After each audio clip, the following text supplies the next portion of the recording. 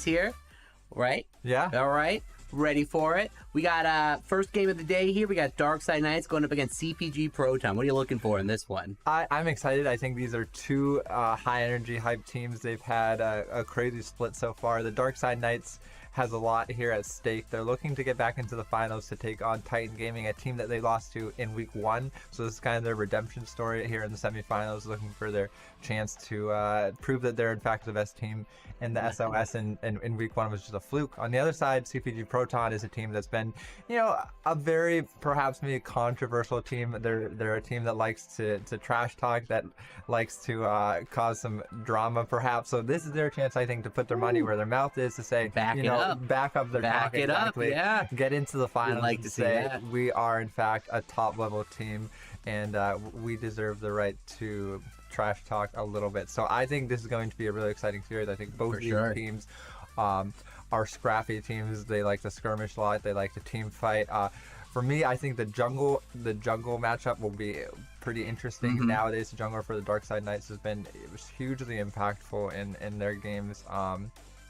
But also the bot lanes, I think, have looked really solid too. Both teams like to pick kind of aggressive bot lanes. Ooh, we'd like to see that. Yeah, exactly. Big matchups. Engaged supports. They want to fight, to skirmish, to snowball through that. So it'll be interesting to see. Nothing's worse than getting a double enchanter matchup in Lou Soraka. Yeah. May as well not even pan bot. Yeah. Enchanters are cringe, man. Don't play enchanters. Get it out of here. I would never play an enchanter.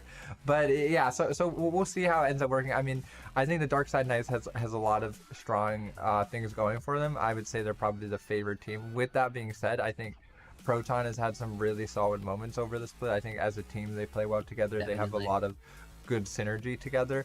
So, upsets happen, and that's what we hope for. So either way, I think a good series is what we want. A 3-game series, both teams. Oh, definitely. But we will see. Any champions you hope to see? Any champions that you are a particular fan of?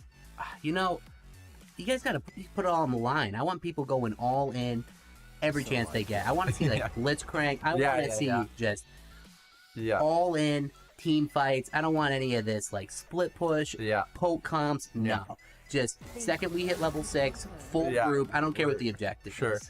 All right. Well, we are getting into the champ select that we will see. We have Shen quickly banned out, and then Answer with Cassiopeia and Xayah now on the side of Proton.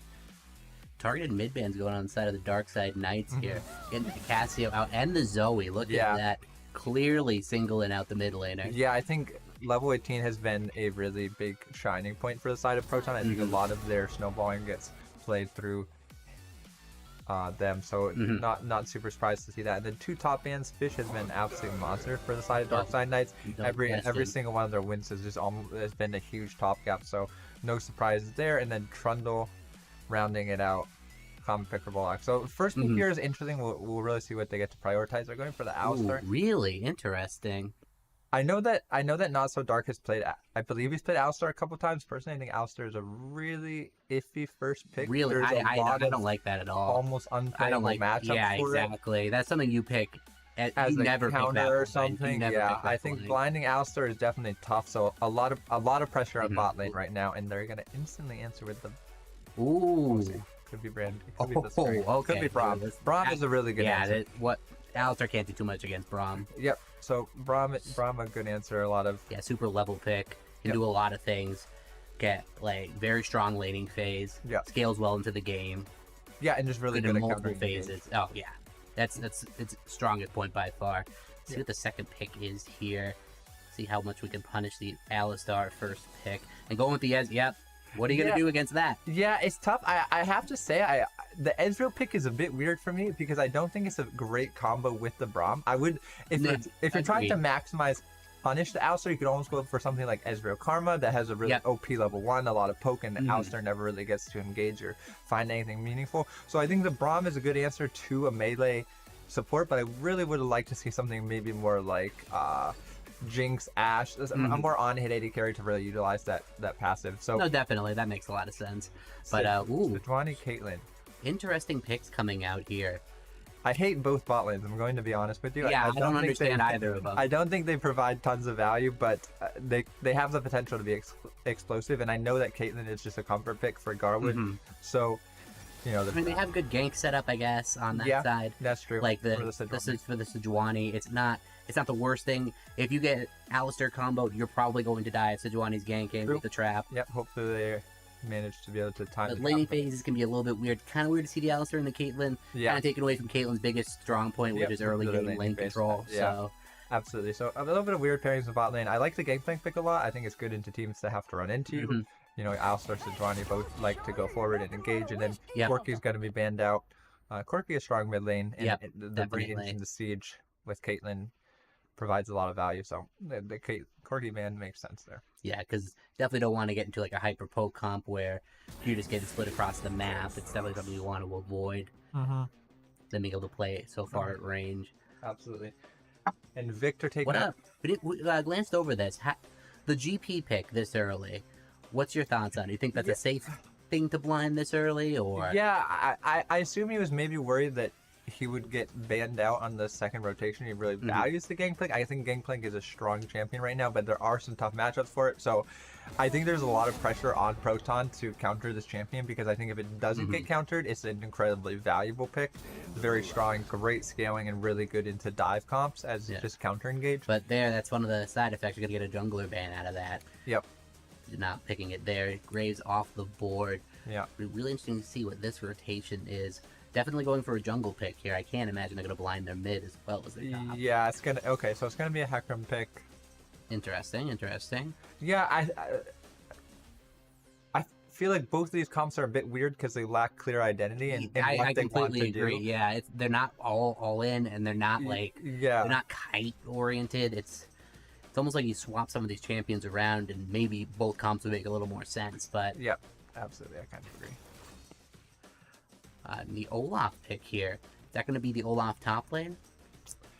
It could be, yeah. Or it could also be Sejuani top. That's right. I forgot about the Sejuani There is some top. flex value here. We'll see what they end up doing. I mean... I don't hate that. Judging by the Ghost Summoner hover, I would assume it's going to be Olaf jungle. And the Viger finishing. I think Viger is just a really strong champion right now. I completely agree. Really good scaling. So Viger not bad. Viger does also really well against Hecarim and stuff like that. Can really shut him down his engage. Yep, exactly. So we'll see what they answer with in the mid lane to round out this comp. There's been a lot of mid lanes off the board. A lot of mid lanes off the board. So going for wow. All right. Wow. Two huge zone control mages going in the mid. Yeah, I think Anivia is a great answer into Olaf. It's definitely he can't ult out of your wall. One CC that he can't get out of it. So I really like that. I think it's a great answer, but we'll see. I think both comps have some shining spots, and then both comps have some question marks for me in terms of why those champions were picked in their particular spots. I think Ezreal is a bit interesting for me. I don't know how Ezreal will do in terms of DPS, and then I think the Hecarim with the kind of rest of the champions is a bit weird. We'll see how Hecarim can do.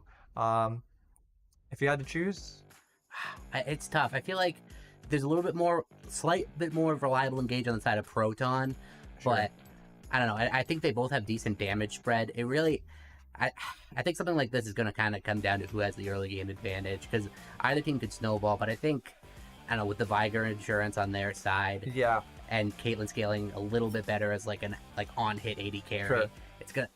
I gotta go with Proton's draft. Yeah, I tend to give comps or drafts like this over to the comp that I think is just easier to execute, and I definitely think Proton has the comp. Exactly, because it's not very clear how you execute inside of Dark Side Knights. Yeah. Now, there's a lot of things that comp can do, but it's a matter of how do you streamline that into like an actual strategy. Yeah, absolutely, and a lot of moving parts, a lot of a lot of like unreliable engage, a lot of skill shots, a lot of high execution things, and when that happens there's more room for error, and so we'll see how that plays out. I think this game, now as far as the top lane matchup goes, what side is that favored? I don't know. I have not seen much of this matchup. I assume it's good for Gangplank. I don't really know what Sejuani does into Gangplank. I assume that Gangplank can just put a barrel on top of himself and poke with Q and then just blow up the barrel anytime Sejuani looks for an engage. Yep.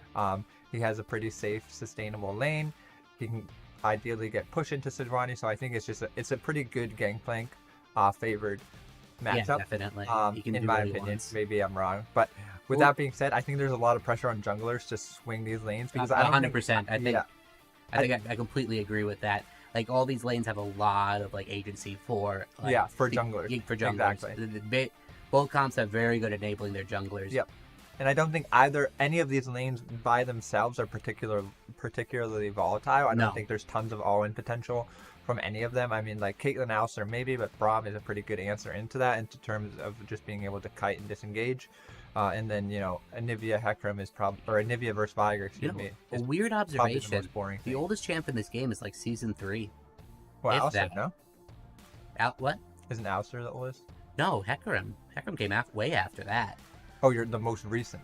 Oh, that's what I mean. Yeah, that's what I'm saying. Like these are all pretty within season 3. Like Sejuani or Hecarim, I don't know which one came. Yeah, that's but true. Like it's incredible to go through an entire draft and not see a single season 12 champ.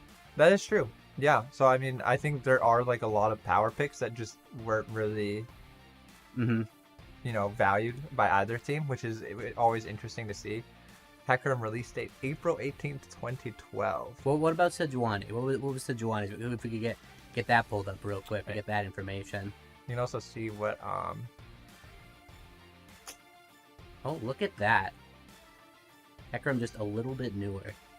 Oh, okay. Yeah. Oh, look at that. See, there you go. But yeah, learn to be mean. 2012. That's the newest champ in this game. That's kind of crazy. It's kind of crazy. Yeah. So a lot of power picks being, passed over for. I'm ignoring Braum. I don't know what I'm talking about. That actually makes no sense. That I think about it. Braum is clearly the newest champion. Yeah. But I don't think Braum is that new. Though. Braum is kind of on the. Oh, he's like season 4, season. Yeah. 2015. Okay. Yeah, season 4, season 5. Yeah. Okay. Yeah. Okay. Forgot about the Braum. He was off to the side. I didn't see him very well. But we're about to get into game soon. So predictions. I'm going with the side of Proton based on draft. If I had to put money on it, I got to go with Proton. Yeah, based on draft, I would agree it's Proton. Based on watching the teams play previously, I would almost say Darkside Knights. I think that Gangplank has the room to just be an absolute monster if he gets ahead.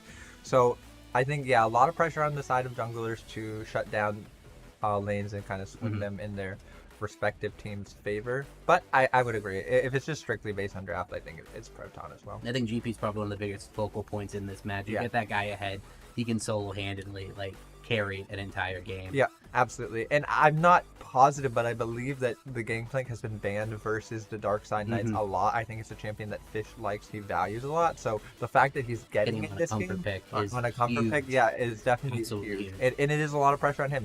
This is a champion that gets banned against him. Now he has to perform, a lot of weight on the side of him.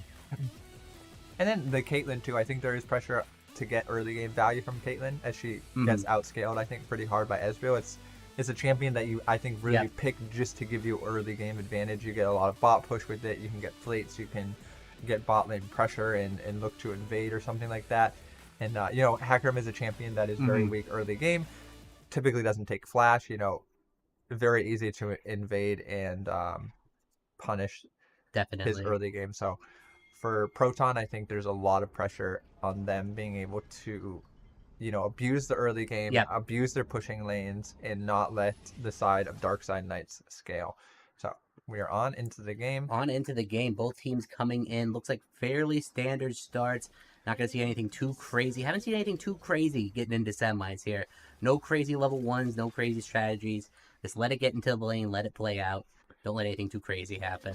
Yeah, absolutely. I think, teams are a little bit nervous. They're playing for the finals, not trying to coin flip anything at level 1, want to give themselves the most consistent and safe chance at the game. Makes sense. But it looks like, just a pretty standard 5-point. Everyone watches as Hecarim puts down a ward and bases for that sweeper lens. So, in your mind, what side should each jungler be playing for? Like, what lane should both junglers be focusing on, respectively?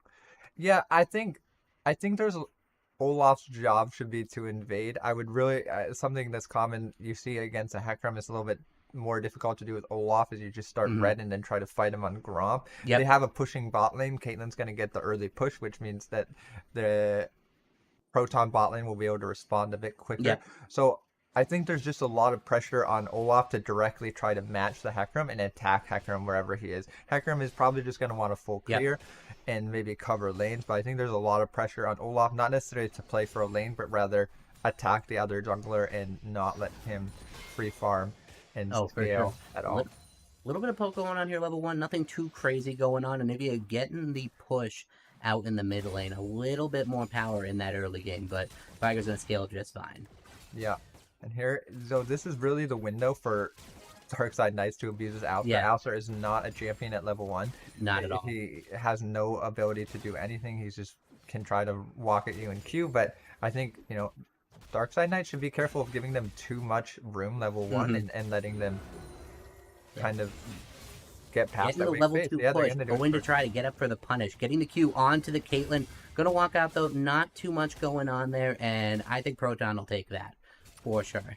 Yeah, a really good trade, you know, abusing the level 2 spike first and getting some good poke right there. But Proton, yeah, not taking too much in return. Caitlyn only has the 1 potion, opted for the Doran's Blade instead of the Longsword start, whereas Ezreal's going to have that potion advantage. He also has Biscuits and Peter, so a lot of sustain, but not as much flat damage on the side of Ezreal. And it looks like Olaf just opting to full clear and matching the Hecarim. Very standard, very standard. See them collide on the top side. We'll see how that matchup shapes up top. But not too much going on in the early game so far. Sejuani and Gangplank. Gangplank with a little bit of a CS advantage early. You expect to see that with the range poke. But, again, nothing too much going on here. Junglers almost finishing up their clears. Hecarim a little bit faster than the Olaf in the clear. Yeah, I'm honestly a bit confused to see that. I think maybe Olaf, a few mechanical errors slowing down that clear. I wouldn't expect to see it this much slower. He's actually just going to drop the Gromp and it goes right for the crab. No, knowing he's a bit behind, we'll get that crab and then go back for the Gromp. Hecarim sees this and is going to pass towards the bot side. Look at the Hecarim went for like a 2 smite clear before the Scuttle crab, so not really looking to contest the Scuttle, but see a little bit of pressure going on here. I gotta imagine the Viger expects this, playing it far enough back, playing to his bot side. Nothing really going to happen here, but he's going to sit. Maybe he can bait it out, but Viger sensing it, places the ward, catches the Hecarim, and a lot of tempo lost there. Yeah, Hecarim, I mean, he walked over the Scuttle Crab that Olaf had just taken, so they knew he had to be in that bush, and then just sat there. So a bit of maybe a miscommunication. And now he needs to be careful, though, because they know exactly where Hecarim is, and they have mid-push, so they should be able to contest Hecarim on this bot crab and really deny him a lot. Both mid and bot with the push.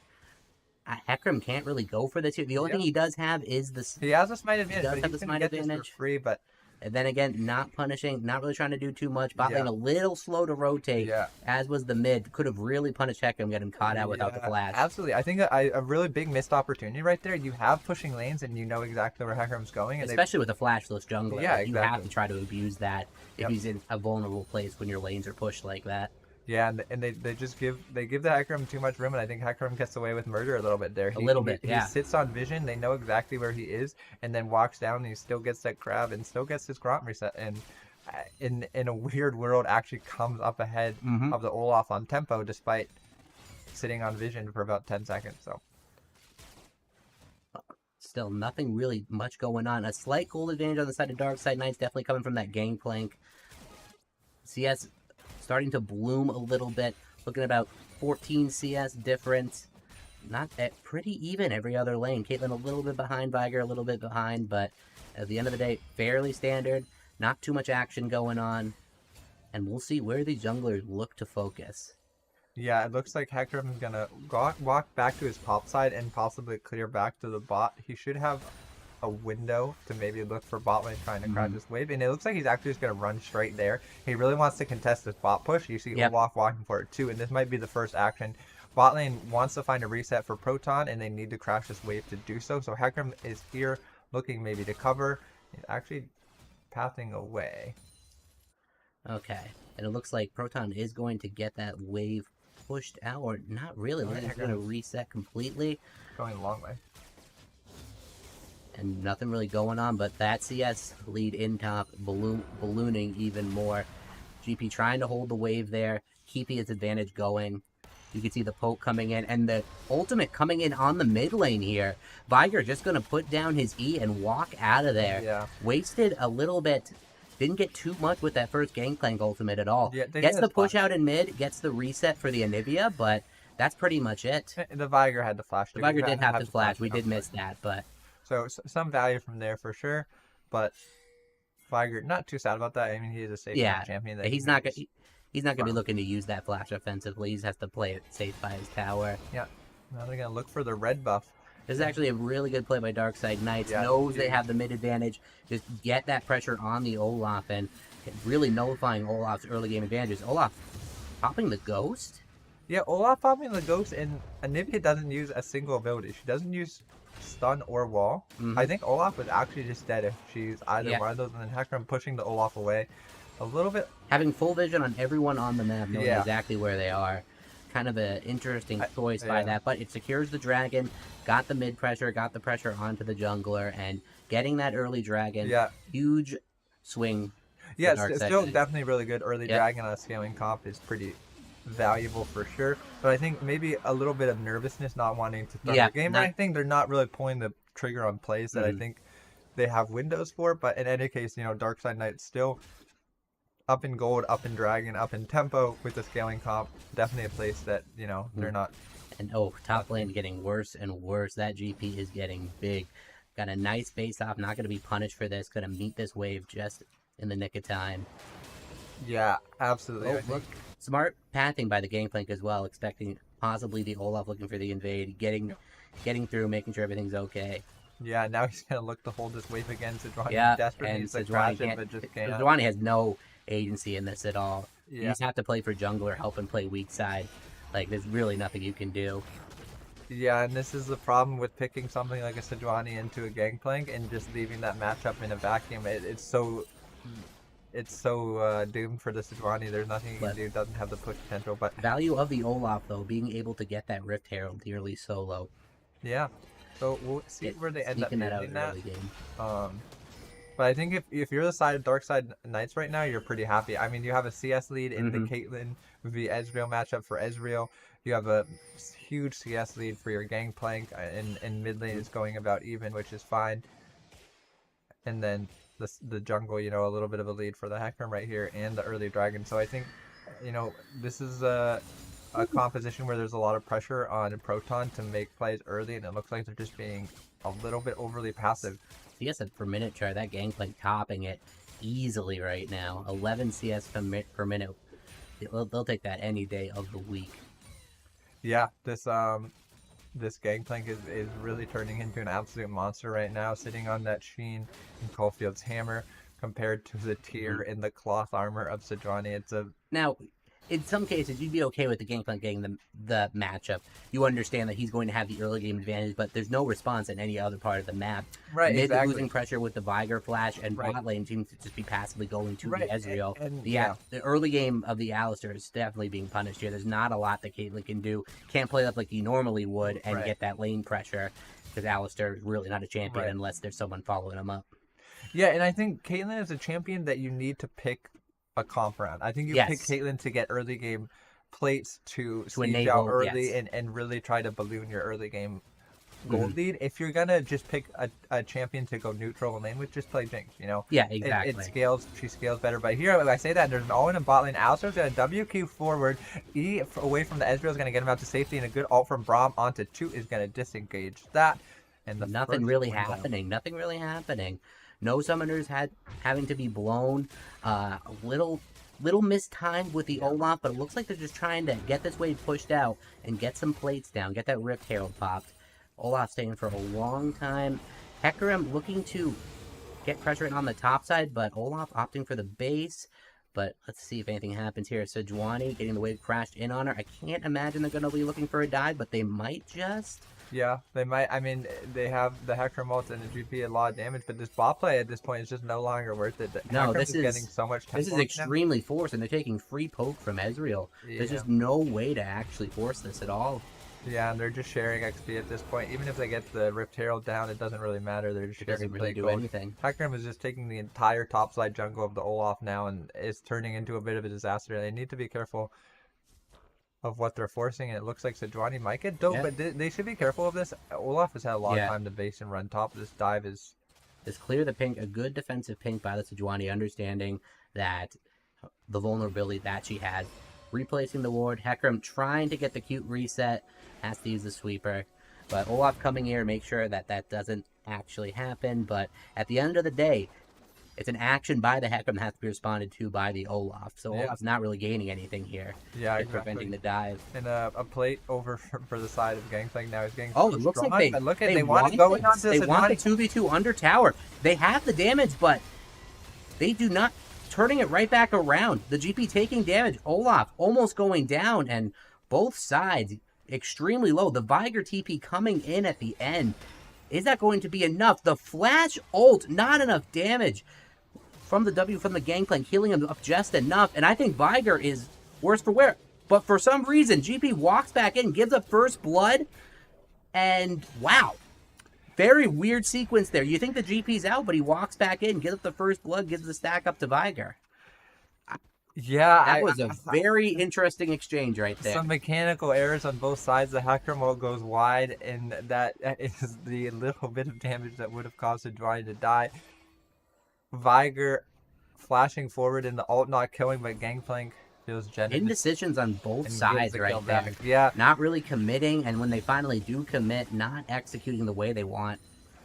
yeah. So a slow-paced game really exploding right there, all on that topside play. I think a little bit overforced by both teams, but it's pretty much just gonna negate each other. The kill for either side. So It, it is what it is. I mean, yeah. I think some miscommunication on both sides. I think some nervousness on both sides, but and Proton going to like that goal, going over to their mid laner. yeah, absolutely. Give him some strength. Hopefully he can scale into the game. That's what they're looking to do. This next dragon coming up is going to be a huge point of contention. Darkseid definitely going to want to be trying to stack that. Trying to secure the scuttle. Hecarim not on this side of the map, though. Can't imagine. It's a little dangerous by the bot lane here to be pushing up this far, but doesn't have vision on the Viger. Viger popping the Predator, trying to look for something. TP coming in, though, by the Anivia to counteract that pressure. And it looks like we're going to have both teams grouping up in this river, trying to look for a dragon fight. Getting the Q onto the Alistar. Alistar have to flash out due to the Anivia wall. And that's going to be a summoner down for Alistar, slashing in half any potential they have for engage. Really trying to blow that Alistar flash early. That's so Huge. much of their engage right there. The flash combo. Alistar now going to be getting zoned out, and a good Anivia wall is going to block him. Alistar Oh, but Anivia a getting little forward. bit caught out, but has the egg, can just kite out of that. And a little bit of damage, and the jungler goes down. Oh, and this might be disaster for Darkside Knights. Damage coming in. They're trying to turn it back around, but mid laner dies as well. The Viger in trouble, but is that going to be enough? The fight going down. Health bar is getting low, and it looks like Proton is going to be coming out on top with this one. A huge misplay by the side of Darkside Knights to give that away. Yeah, these Darkside Knights fights have looked a little bit sloppy, but oh my goodness, but Ezreal Ezreal going in picking for one up the on the play. backside, and now I think Ezreal could maybe stop this. They're really low. I mean, Yeah, Ezreal trying to carry this Has on so much his poke. back, trying to do what he can. If you delay this long enough, they're going to get the recalls in and the respawns in. And it looks like they're going to have to, both sides are going to have to reset here. So Darkside Knights coming through a little bit at the end, but definitely not how they wanted to execute that. And he's on a ward. They're going to look to cancel that. Trying to get the engage here. Alistar coming in, seeing if he can knock him out, but it might not be enough. The damage is huge. And, just an auto away from the Ezreal. But this fight just doesn't seem to end. yeah, they're just kind of running at each other nonstop. But as the dust settles, maybe it'll be a Darkside Knights Dragon as two of the Proton members need to take a base. But it looks like everyone's just going to reset, go back to their respective jungles, clear, try to farm out. I think there's just a lot of miscommunication going on right now in team fight. No one is really focusing the same target. The TP from Gangplank was a bit late. So I think, Darkside Knights, they're going to the right spots. I think they have the right ideas in mind. It's just a matter of being on the same page in terms of execution. First game jitters, it seems like maybe the intentions are right, but the execution is just not quite there. And GP gonna take that first tower. Nice 450 gold going over to him. Sejuani looking to fight here maybe, but it's gonna have to back off, catch the minion wave, and this GP is just getting bigger by the second. Full Essence Reaver already, has the Noon Quiver. He's just getting big. I don't know if he is building the Noon Quiver. I'm guessing he has to be building, what can I think of that? Dragon Slayer? No, not Gale Force? The other one, right? The Shield Bow? Shield Bow, right? Oh, I hope not Shield. I mean, could be Shield Bow. I think it might end up being Shield Bow. I can't imagine. It could be Gale Force, I suppose. Yeah, I mean, maybe I'm wrong about Gangplank builds, but I don't think that is one of them. No, we'll see though. But Hecarim is gonna. But Hecarim going a little too far in. That is not the engage you want. Just walking into the CC without anyone to really back him up, just handing over a kill, and that's going to end up probably being the dragon as well. Yeah, it looks like it. I mean, the Herald is picked up by Gangplank on the top lane, so some value there for sure. And if you look at the Gangplank CS numbers, he's up over 50 CS on the Sejuani. He's just kind of a side lane monster right now, up an entire level. Ezreal is going to come down early, not going to find too much, but it looks like they don't want to just give this up for free. Good Eve back from the Ezreal, dodging away from the Alistar combo. Alistar's going to get stunned in response, but it's still the dragon going over, but that GP becoming an absolute menace. Going to see if he can dictate the game on his terms. Just keep trying to push top lane in, bring people to him. And it's almost reaching the point where it's going to take more than 2 people to kill him. He's just going to have ridiculous damage turnaround. Yeah, the Gangplank definitely going to be a huge factor here for the Dark Side Knights. And, you know, despite giving up those last few team fights and skirmishes, they're still up about over 1,000 gold. So, you know, the CS numbers really being huge right here, and they have that early dragon. Oh, and Viger getting caught out, having to use the flash. Great wall by Anivia. And that, again, Viger having to blow his flash. Huge summoner right there. No objectives really to capitalize on that, but definitely an advantage for Darkside Knights in that regard. Yeah, and we'll see what happens here. It looks like both teams posturing for mid as Olaf sits in that bush looking for maybe a pick onto Hecarim. They're just gonna posture, but I think they're okay with playing this mid game slow. That's trying to see how much the advantage GP can get for himself. Yeah. I mean, if you just leave the GP on an island like this, it's just going to be GP favored. Yep. Caitlyn is only going to fall off in terms of... And they have a fantastic comp for it. Ezreal and Nivea, 2 of the most AFK champions in the game when it comes to holding lanes. Yeah, exactly. They have good wave clear. They have the Braum to disengage anything from the side of CPG. The only thing that, you know, I think they need to kind of limit is the Hecarim engages are a bit overly ambitious at this point. You know... The longer this game goes, the better. They win with time. And just the more time the GP has to scale up his damage, the better. So no need to try to force things. Just play the game out slow, and you'll eventually get there. Absolutely. So as Alistar takes it back now, Caitlyn left by herself in the mid lane needs to be a bit careful. And it has to respect the Anivia. You get too close, and that is going to be a summoner down, or possibly even worse. Yeah, exactly. So looking to break this mid turret, it is really low. GP on the bot lane. Split push right now, looking to maybe pick up bot lane turret as Viger matches that. So this game really hitting a low right now as both teams are just looking to try to match each other's push, but that's mid lane outer for CPG Proton going so low. Gangplank looking to take down bot, and that barrel combo. Combo is not chunking too hard yet, but still a pretty good amount for just a single round of poke. Sending down the Herald, trying to get some pressure on mid, on bot. Getting the turret here and getting really close. Yeah, not quite going to... Not going to quite take it down. But Braum getting a little bit caught out, can jump away, the wall coming in. Alistar going for the flash headbutt into the pulverize. Not going to be quite enough damage. And the counter engage coming in, Hecarim going in. That's going to be enough damage to kill Alistar. It's going to be enough to kill the Caitlyn. Caitlyn walking out. TP coming in. Nowadays going to have to get out of there. And that's a little bit too much commitment by the side of Darkside Knights. Sejuani goes wide. Braum is not going to be long for this world. Going down, is the E enough to save him? And both sides committing too hard to the fight. Caitlyn going to go down too. Ezreal just going to clean it up, and My God, is it a competition to win or who can throw harder? Yeah, both teams getting a bit overly confident. Darkside Knights is given a gift with the Alistar engaged right there. They get a kill pretty much for free, and then Hecarim nowadays goes in a little bit too deep and gets taken down in response. But like you said, Proton said anything you can do, I do better, and they all run under the turret together. But I mean, that's just a massive Darkside Knights win right there. When the dust settles, it's huge. They get all outer turrets right now and 2 kills. All that gold going on to Anivia and Ezreal there is absolutely huge. Yeah, the Anivia proving so valuable right there when they try to run into him, and I think that Anivia pick is just absolutely proving its worth right now. It counters everything that the CPG wants to do. Yeah, the Alistar, they just can't do anything. They can't really walk on him, even to an extent. The Predator on the Viger, like it's very hard. Exactly. The approach is very difficult. You just throw down the ult, and the amount of damage you're taking in response is just too much. But yeah, so a little bit of a disaster right now for Proton. They're down 4K gold as second dragon will be coming up soon. Both teams want to fight this. Oh yeah, we're going to see a huge fight here. Proton does not want to get behind on dragons. It's their only win con they can really play for right now. Yep. But even that, like GP going to TP in here. They're going to have, or the Anivia rather, TPing in here. We have full 5 on both sides here.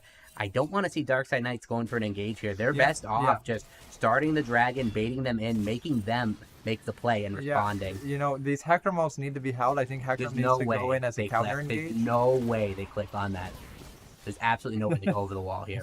They want to. They're all standing on the blast. No, stop. No, it's Darkside Knights versus Proton. Dragon going over to Hecarim in the fight. Starts here with a big Brahmo to disengage, and now kiting back is Proton. But this fight is so close. So much value coming from the Gangplank here, just shredding everyone. Just absolutely burning through the side of Proton. Now it's just one sad little Viger running away for his life. He's so small. His legs are so tiny. Can he get out? The Ezreal goes wide, but he has an E. The cage is going to go down. The Q is going to go wide. And Viger will live to fight another day, but it's just a horror for the side of Proton. Why? Oh no! Why does half their team commit to going over the wall? I don't understand. You're splitting up your team voluntarily. I understand if they get the steal, it's a desperation kind of play, but you're better off just trying to come in from the side there. Yeah, it's just the second dragon too. You don't need to flip the whole game on it, and they take the blast cone right into the middle of Anivia. Fighting an Anivia, you can't just come at one choke point. Anivia is just going to absolutely ruin you. Plus the GP, the zone control they have is absolutely absurd. You got to be collapsing from multiple angles if you want to even get on them, but they just decide to conga line right down through an Anivia ult, through a GP ult, and they paid the price. All right, though, but Ezreal kind of a little bit caught out. Can he get out?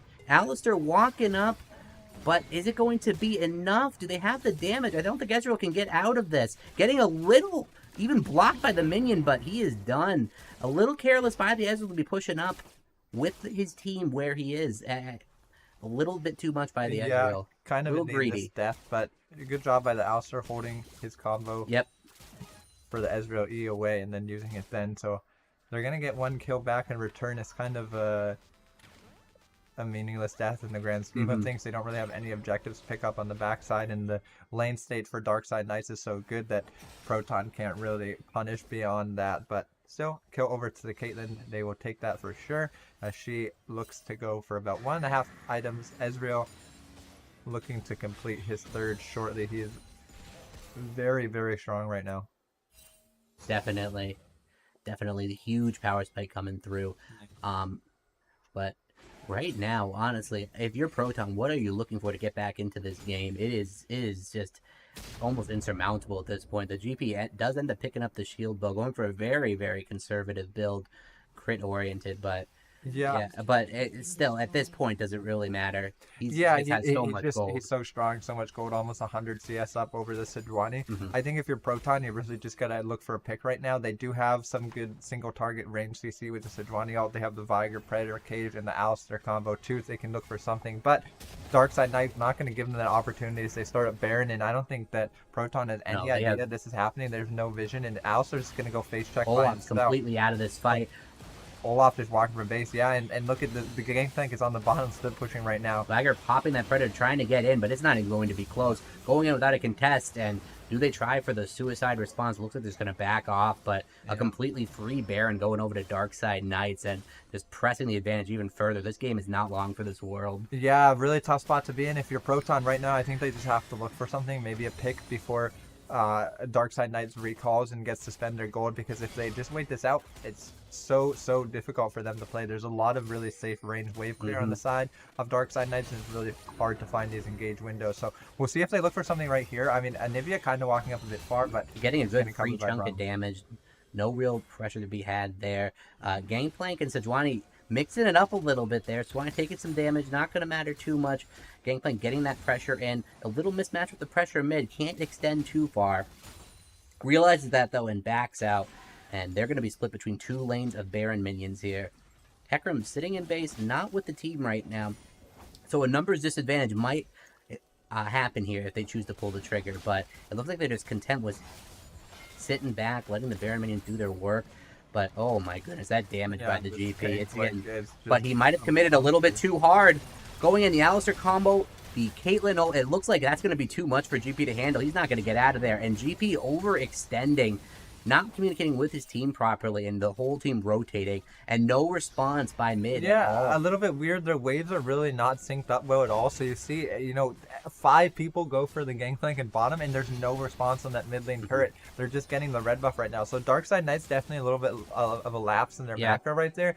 Not really being coordinated. Hecarim was on the wolf camp when they were all trying to see mid and bottom. A little bit of a weird Hecarim was clearly trying to base to try to hit an item power spike. Hitting the, even just hitting the Krug top side when they first got the Baron with the rest of the team pushing up, a little bit questionable. But walking into, oh my god, that's going to be everything right so there. So Hofer and Garwood's going to fail to splash over the wall. Caitlyn running away, but... Oof, that's going to be a free dragon right there. Biting off a little bit more than can chew with Proton. The nice play, but just walking into blindness, getting brush camped, getting the kill, getting the kills. It's just too much. Darkside Knight just has too much going for him right now. Yeah, the Darkside Knights, I mean, the kills almost don't matter at this point just because of where the gold is placed.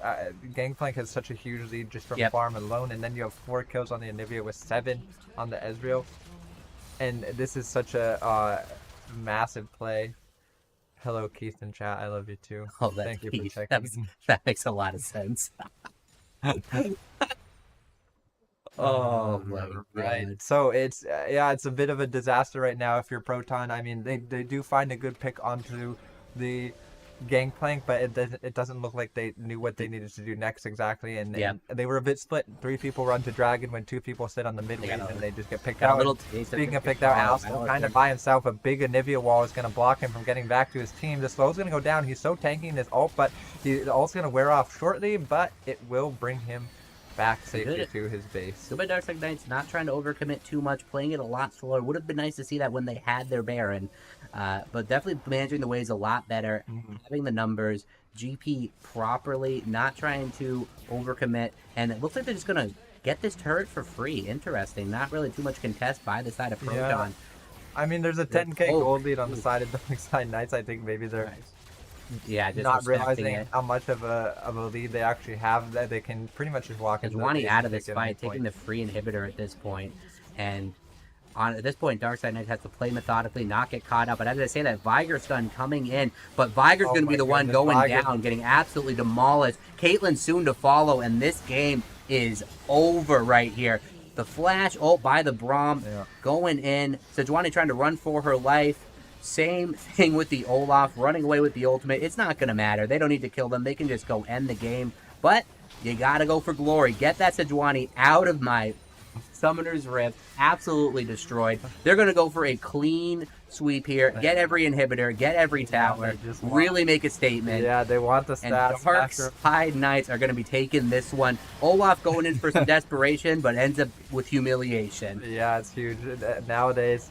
showing off his recall button as he spams it throughout that fight before hitting a huge ultimate on the backside. Yeah, Darkside Knights, I mean, there were some shaky points. I think there were some mechanical errors, but over 13k gold at the end, absolutely methodical for the most part. A couple hiccups here and there, but at the end of the day, I'd say I'd be surprised this series goes 3 games. Yeah, Dark Side Knights, I mean, definitely looking like a clear favorite there. I honestly think their draft was a little bit weaker going into that. I think there was a lot of issues. But once it gets to late game, right, it's almost unplayable for Proton. I think once it gets to late game, with Ezreal being that fed, it's 100% unplayable. Done. But with that being said, I think Dark Side Knights really just outplaying Proton at every step of the game. I mean, they had more set up plays. Proton looked like they didn't really have a clear idea of what they wanted to do. Not at all. And leaving that GP on an island, they had no response for it. Yeah. They tried to force some things bot lane, but they just had really no opportunities to really get anything done. And they picked the Caitlyn. They don't really do anything with the Caitlyn. And again, like you said, the GP, that is such a big problem with just picking tank matchups. And that's the other issue with GP is GP gets such an advantage, and then you try to just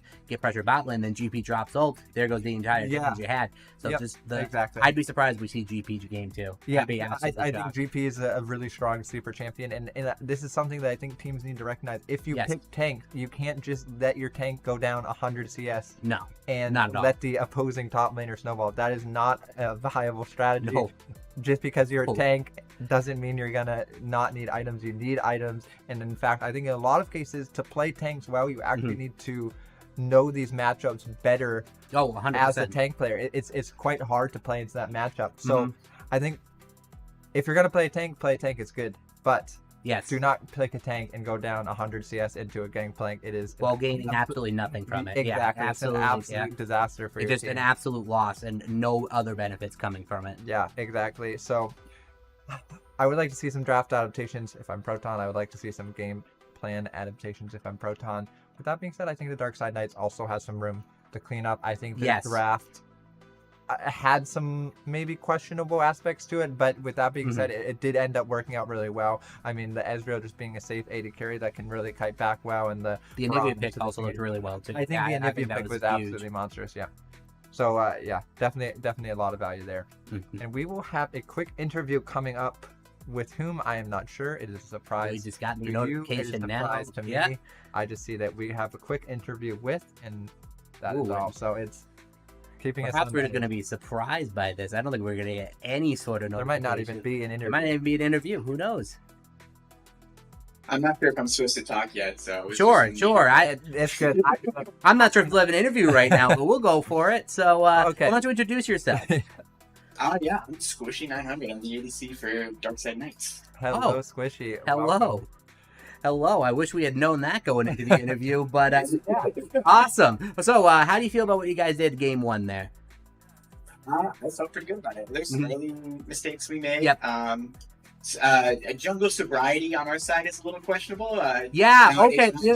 Drinking. That makes a lot of sense, actually, looking past, because he just he had his foot on the gas. Yeah, he had his foot on the gas. All gas, no brakes. Off to the side, and he would be like, "Okay, I'm gonna do something stupid," and then he would go in 1v3 and die. And I'm like, yes. But other than that, a pretty clean game, despite having your jungler deep in the bag. Yeah. That does explain a lot. There were some mechanical issues with the Hecarim ultimate, some Hecarim ults that inexplicably miss. But with that being said, I mean, you guys look really, really solid. I think, it seemed like you had a game plan, you stuck to that game plan, and you pretty much just, I think as a team, played really well collectively. So going into game 2, what are some things that draft adaptations? Do you have any draft adaptations, or is it kind of like we're just going to keep playing the exact same way until they force us to change? We don't really go with like a set draft thing. We just kind of do it based off what they pick. The Ezreal was not because we wanted to draft it because we thought it was good. I just really wanted to play Ezreal, and so I can't just take it. There we go. All right, fair enough. Now, we got to talk about statements here, because I feel like that was a statement right there. The fact that you can be Proton Gaming drunk, basically, with your teammates being drunk. Is that what you're trying to get across here? We don't even have to take this game seriously. We're just playing for finals right now. Go ahead, get pissed drunk and play in my game. I don't care. I'm going to roll you. Is that what you're trying to get across here? I mean, I'm just saying words. Do y'all take them? I'm sure he'll do a closing statement on the night. Whether or not he'll still be drunk, I don't know. I don't know if he plans on the continuation of drinking as the game goes on. Listen, so far 100% win rate. That's so true. You got to keep it going. That is true. You got to keep it going. That's what I'm saying. Yeah, that is absolutely true. So, I mean, you guys looked fantastic. Any other surprise picks that we can expect from you, or are you guys gonna? Oh, don't want to give away. Well, don't say the pick specifically, but do you guys have like set like for fun picks that you have prepared going into the series, or are you just kind of winging it, whatever you feel in the moment? We're just doing it. There's a couple things that I wanted to play that I haven't gotten the okay from. I don't know if they'll actually come out tonight or not. For sure. Okay. Okay. It's a possibility. There's some spice in there. All right. You know, whenever I hear that, I immediately assume Draven. So if I don't see Draven next game, I might be a little upset. True. Oh, I'm too passive for Draven. Oh, man. Draven. I think the last time I played him, I had like 700 gold off my passive when I finally got killed because I just AFK farm and stack it up. Hey, big money. That's big money. That's OP. Big money. Just blame your team for stealing the kills. That's what you always got to do. Absolutely. Exactly. So, if you have to pick Game 1 MVP for your team, it could be yourself if you want it to be yourself. Who would you pick? I think it's a toss-up between Fish and Swedish. I mean, Dark did really good. He didn't die. He was pretty great to support. Yeah, there's a lot of close calls, and he was just able to get out of there. But I think everyone played well. I noticed you basically mentioned everyone except your jungler. So he gets his praise. He had a huge ult at the end of the game. He had an absolute banger ult, deciding to go in only when they saw the Olaf. So that was pretty fantastic. I love that tower dive. We want to see more of that. Spamming his recall quite well. But yeah, I mean, Fish played really well. Obviously, so much pressure in the top lane. He was up about 100 CS over his lane opponent, so really valuable. Excuse me. But yeah, I mean, you guys look fantastic. We look forward to watching you in Game 2 as well, and look forward to whatever you guys opt to pick, and maybe more or less sober jungle gameplay. I mean, I'm all here for it, but clearly they don't need it. So, all right, well, we'll see. We'll see. Yeah, I'm excited. We've been looking forward to this game all week, and we're pretty hyped for it. So, yeah, absolutely. Okay, so we will wish you the best of luck and let you get. No. Okay. Continue. All right. Continue. We'll break this in a second. But thank you so much for joining us. We'll be getting to the next game shortly. Yeah. Very shortly. Good luck. Good luck. Thank you for the interview, man. Appreciate you. Yeah. Thank you. All right. Well, now that we got him off, we got some breaking news here. It looks like nowadays the clear MVP from last game just got himself another blue moon. So we're only trending in the right direction here. So yeah, and the question is, will we see like how much of an improvement with each drink do you expect to see? See, no, the way I see it's a bell curve when you drink, right? Fish has one too. It's an extreme. So when you first drink, you get a little bit better because you're loose. You don't have any inhibition. Yeah, sure. But shortly after that, no inhibitions becomes absolutely stupid ideas, and you absolutely tank into the nether realm. So I feel like he was definitely sliding down the bell curve at that point. So, and it looks like we got multiple people drinking on that team. So, you know what? At this point, you're playing with house money. You're up a game. You can afford to drop one. Now, as the mind gets more intoxicated, what junglers do you think he's going to be looking to play? That is a good question. Because I think it comes down to mind. Is it like his team is still choosing his champions for him, and he's just like piloting those champions, or is it like or does he ego pick? Yeah, does he just ego pick? If it's an ego pick, does he just say, you know what, man, Master Yi is OP. I'm just gonna pick this blind. I don't even care, man. I'm going in. Every time my ult's up, every time I would love to see a Master Yi. I would love to see. I would like to see Lee Sin. Would be a lot of fun. Ooh, that'd be very nice. You know, cosplaying the blind Lee Sin with the drunk jungler, I think that's pretty cool. Nidalee could be cool. Any like high skilled cap champion, I think is a lot of fun to watch someone play while drunk. But we'll see what they opt for. We are getting into the Game 2 draft, and it looks like Proton opting for red side, switching it over from their left. Well, definitely a smart move by Proton. We saw a lot of good power picks coming in, but same bands coming in so far. We got the Graves band, we got the Cassiopeia band. Nice.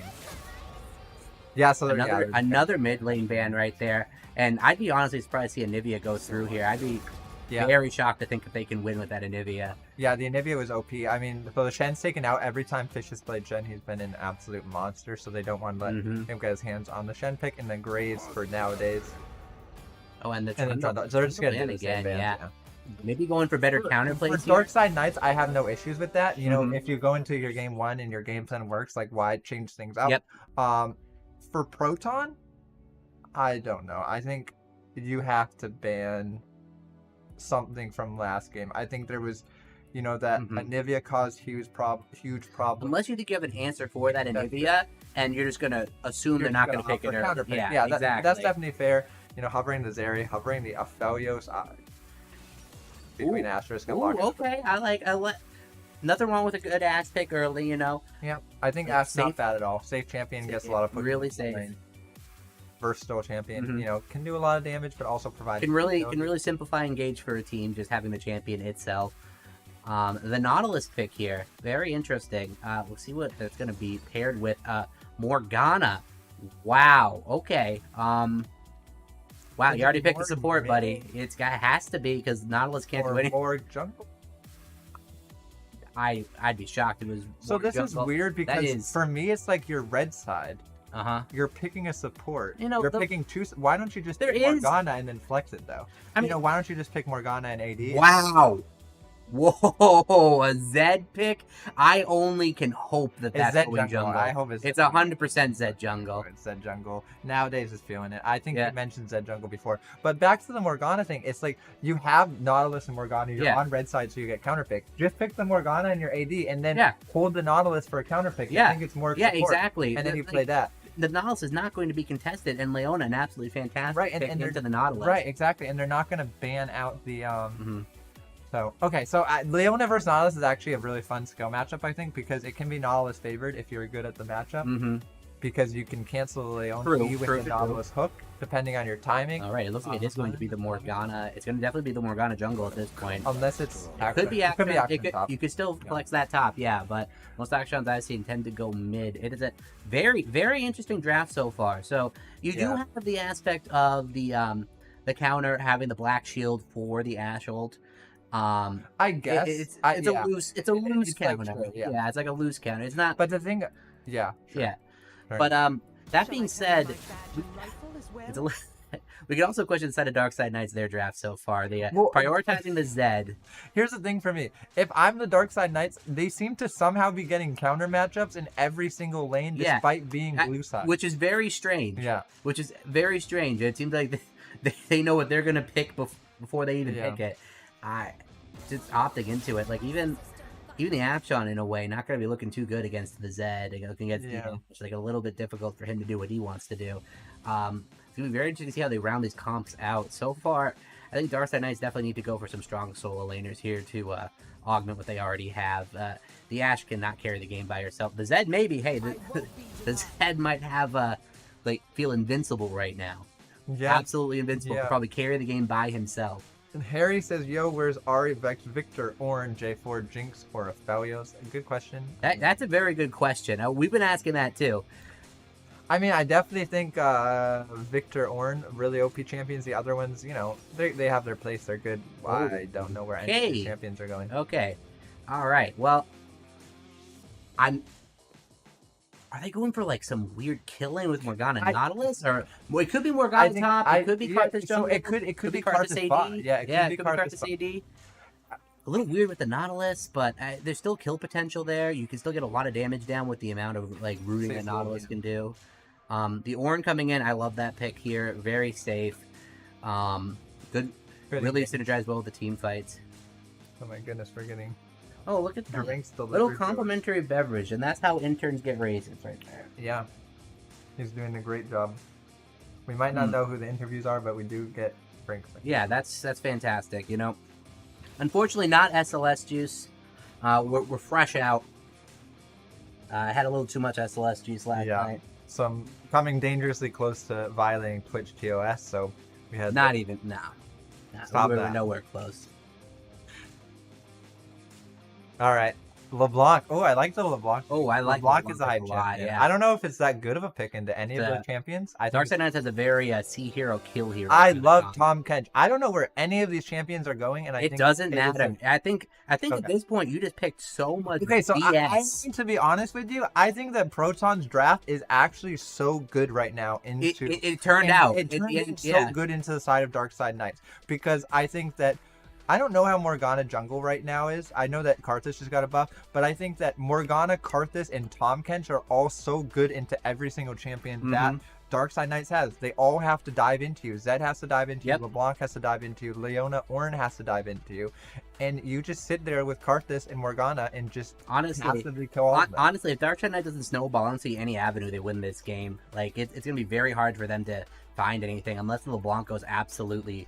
The LeBlanc and Zed just keep picking people off, but even that is difficult. There's not a lot of people that can really pick off. And then you have the Tahm Kench answer to just eat whoever Zed ults or LeBlanc tries to one-shot.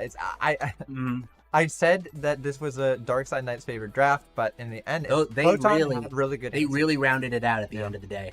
That is, I got to go with Proton with that one. It's a really smart draft by them.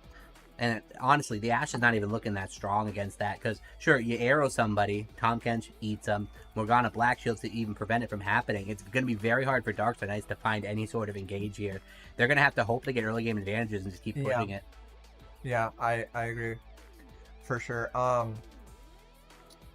We'll see. It's definitely an interesting comps on both sides. I think Darkside Knight's definitely making a bit of a statement with their champions. There's a lot of ego pick.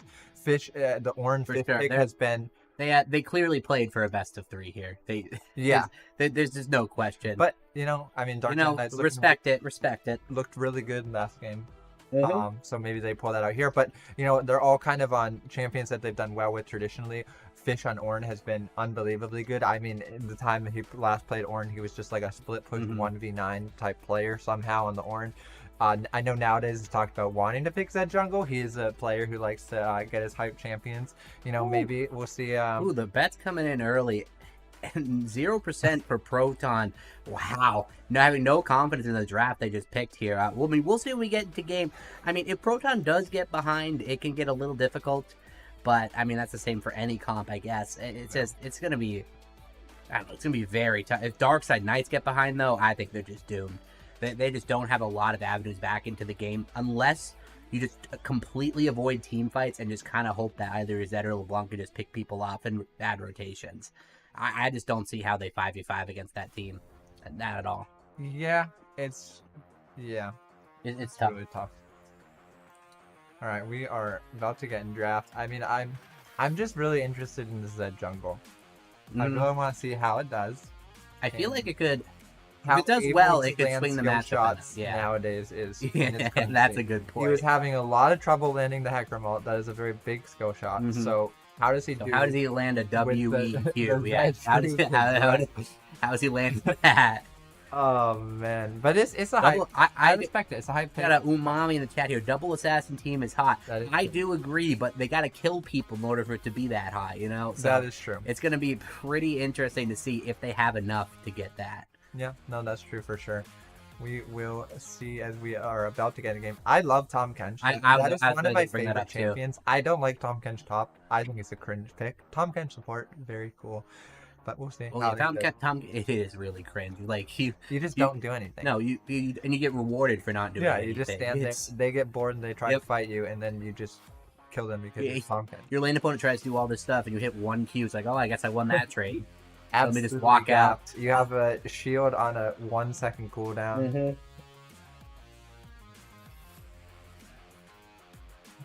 With that being said, I don't know. 6 items on both teams, though. Let's say everyone's maxed out items. Who do you think has, like, the edge in a team fight? Because I would, like, damage-wise, like, there's a little bit more burst on the side of Darkside Knights, but as far as DPS goes, you got the cards, you got the action. Yeah, I think it's Protons, and honestly, it's like, all the burst can just be negated by, like, 2 champions, right? Yep. Like, Tahm Kench can just eat whoever Zed ults, and Morgana can spout shield whoever LeBlanc wants to one-shot, or whoever Leona or Ashe want to engage on. And if you go in on Karthus, it doesn't matter. He stands in the middle. They exhaust the Zed or something, and it doesn't matter. And then pretty smart by the Karthus to be taking the cleanse in this matchup. Yeah, he realized that he's the only point that they have that Darkside Knight has to get into the game. Taking that cleanse, use all the CC, doesn't matter. Just cleanse it right off. Yeah, I think the cleanse definitely good for sure.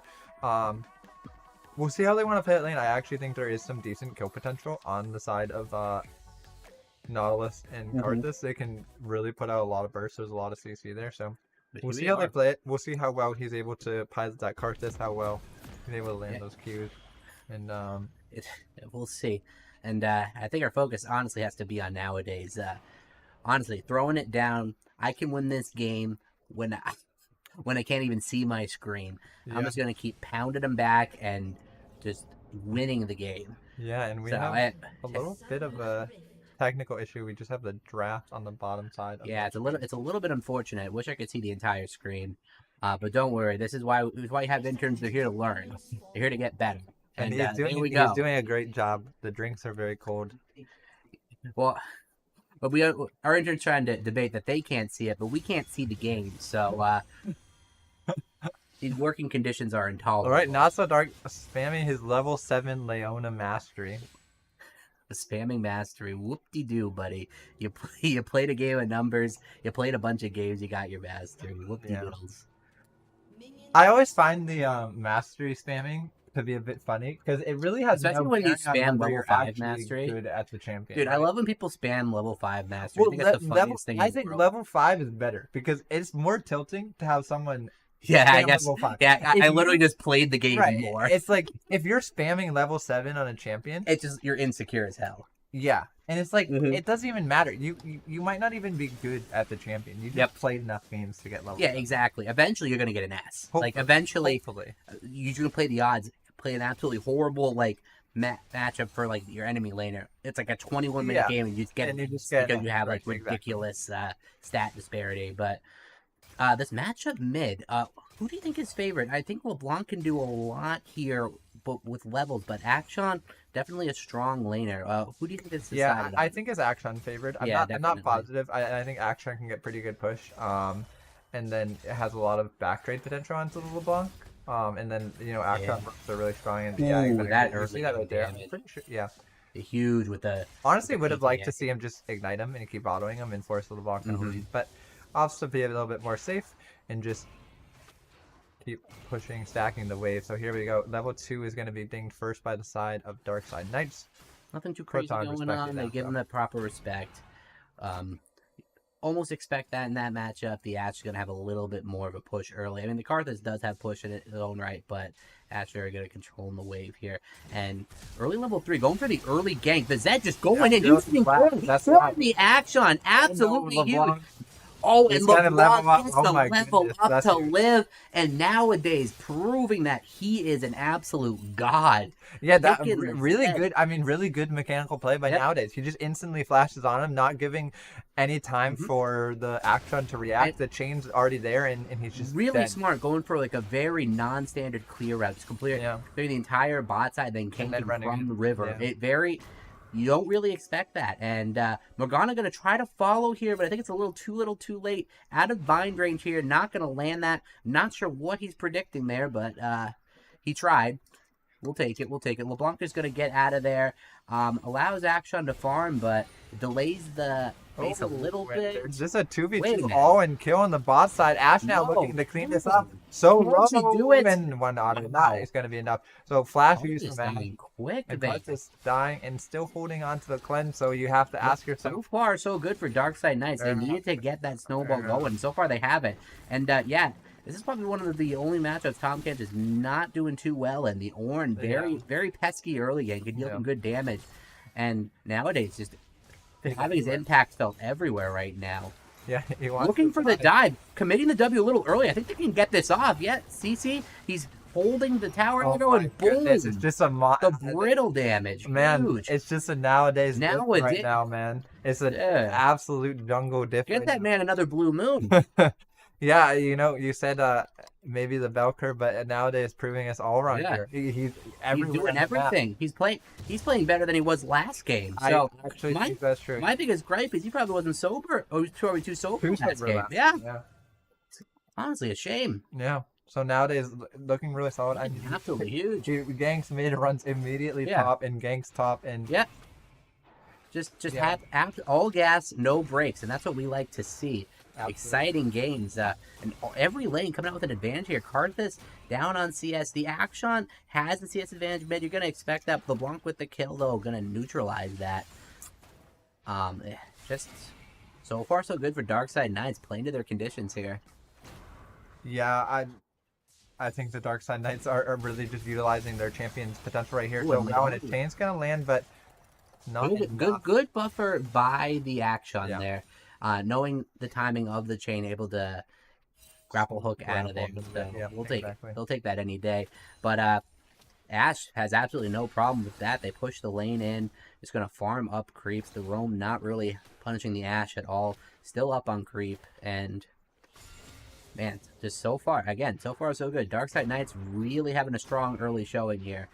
As far as jungle CS goes, and it looks like the Zed's even up in levels early game here. Yep. It's tied in CS, so the Zed really is looking strong here. And no flash on the Karthus. No flash on the Karthus. This is definitely a possibility here, but playing safe, understanding that they are vulnerable right now. Going to clear that ward. But it's such a horror if you're the side of Proton right now. They're down almost 20 CS in this lane. It's just frozen. The only thing Morgana is on the other side of the map, which means you really have no. The only thing you can do is play from mid here, and even that, like, it's not going to be enough at the end of the day. Oh my God, there's nothing you can do. Yeah. Your Karthus right here. You walk up too far, try to get this cannon. You might even see an all-in here. Oh, and misses the cannon entirely. A darn shame. And he's just kind of aimlessly pushing the wave, trying to get whatever. But it's honestly going to work against him if he keeps doing that. You don't want that. You don't. And Zed's back, and there's no flash on Karthus. It's done. It's done. The flash in here. Going to be enough. Boom. Going to Leona. Not really going to matter, though. They're just going to get that whole entire wave in.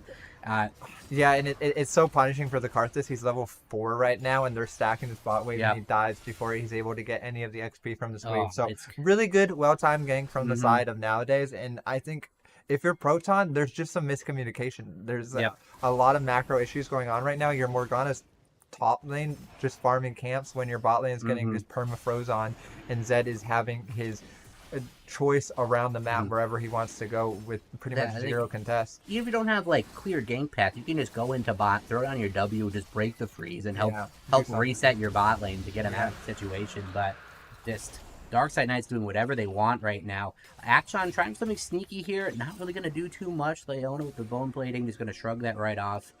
And nowadays, just everywhere right now, that man is doing everything he can. Huge damage, though. Action thinking he has enough there. Oh, and he does! That damage, absolutely huge. So, the Blue Moon giveth, the Blue Moon taketh away.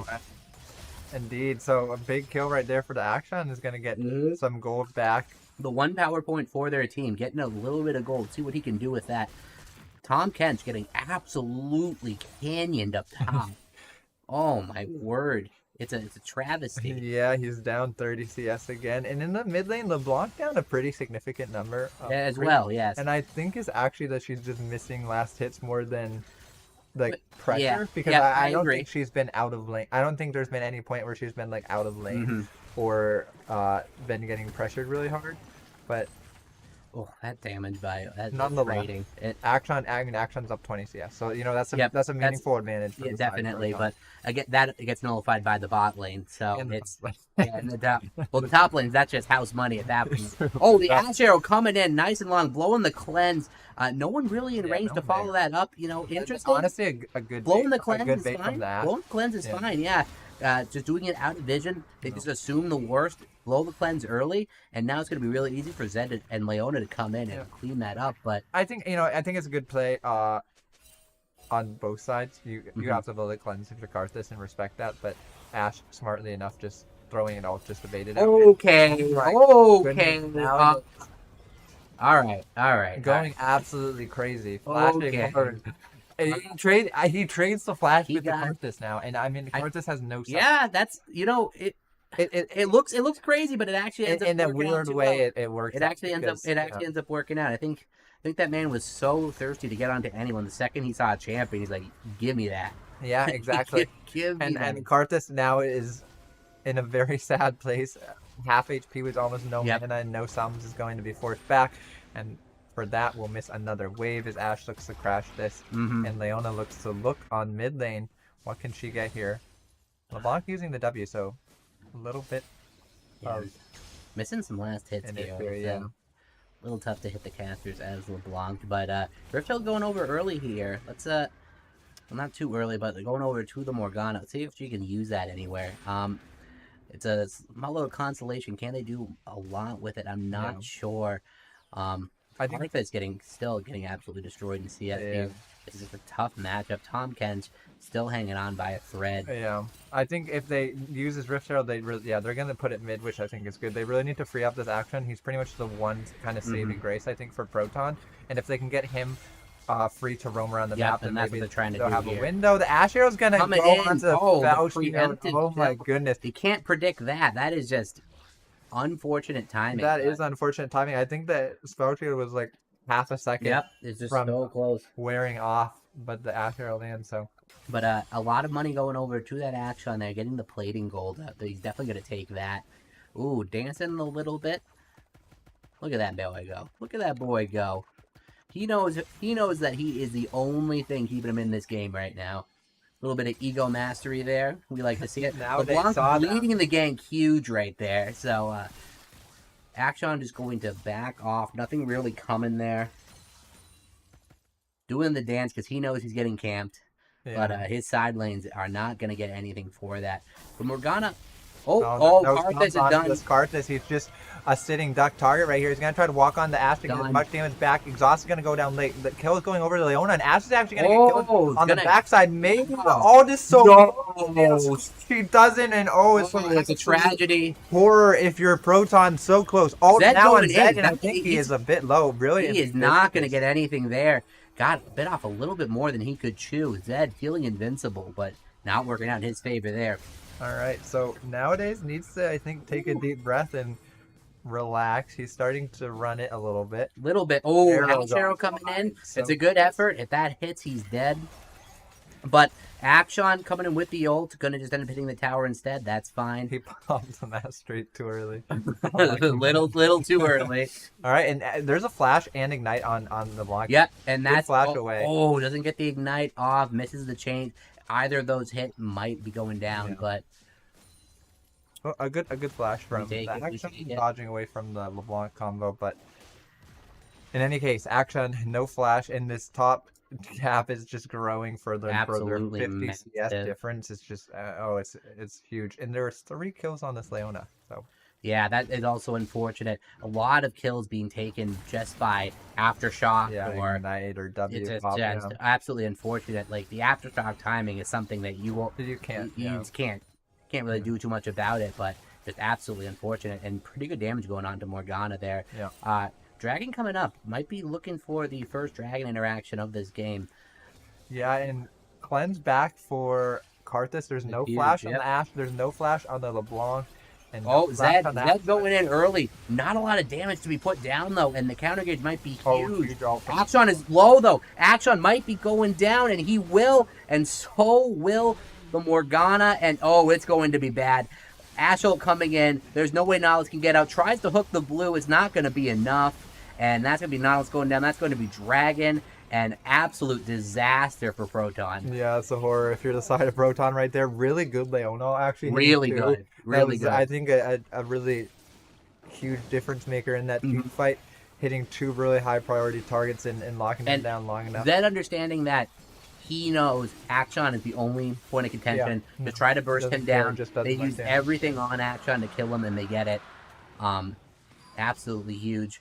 The Youmuu's rushed by the Zed is that there's no way that's what you do, but it's gonna work out. Like this tower dive, perfectly executed. It's a horror. The Ash gonna die for it.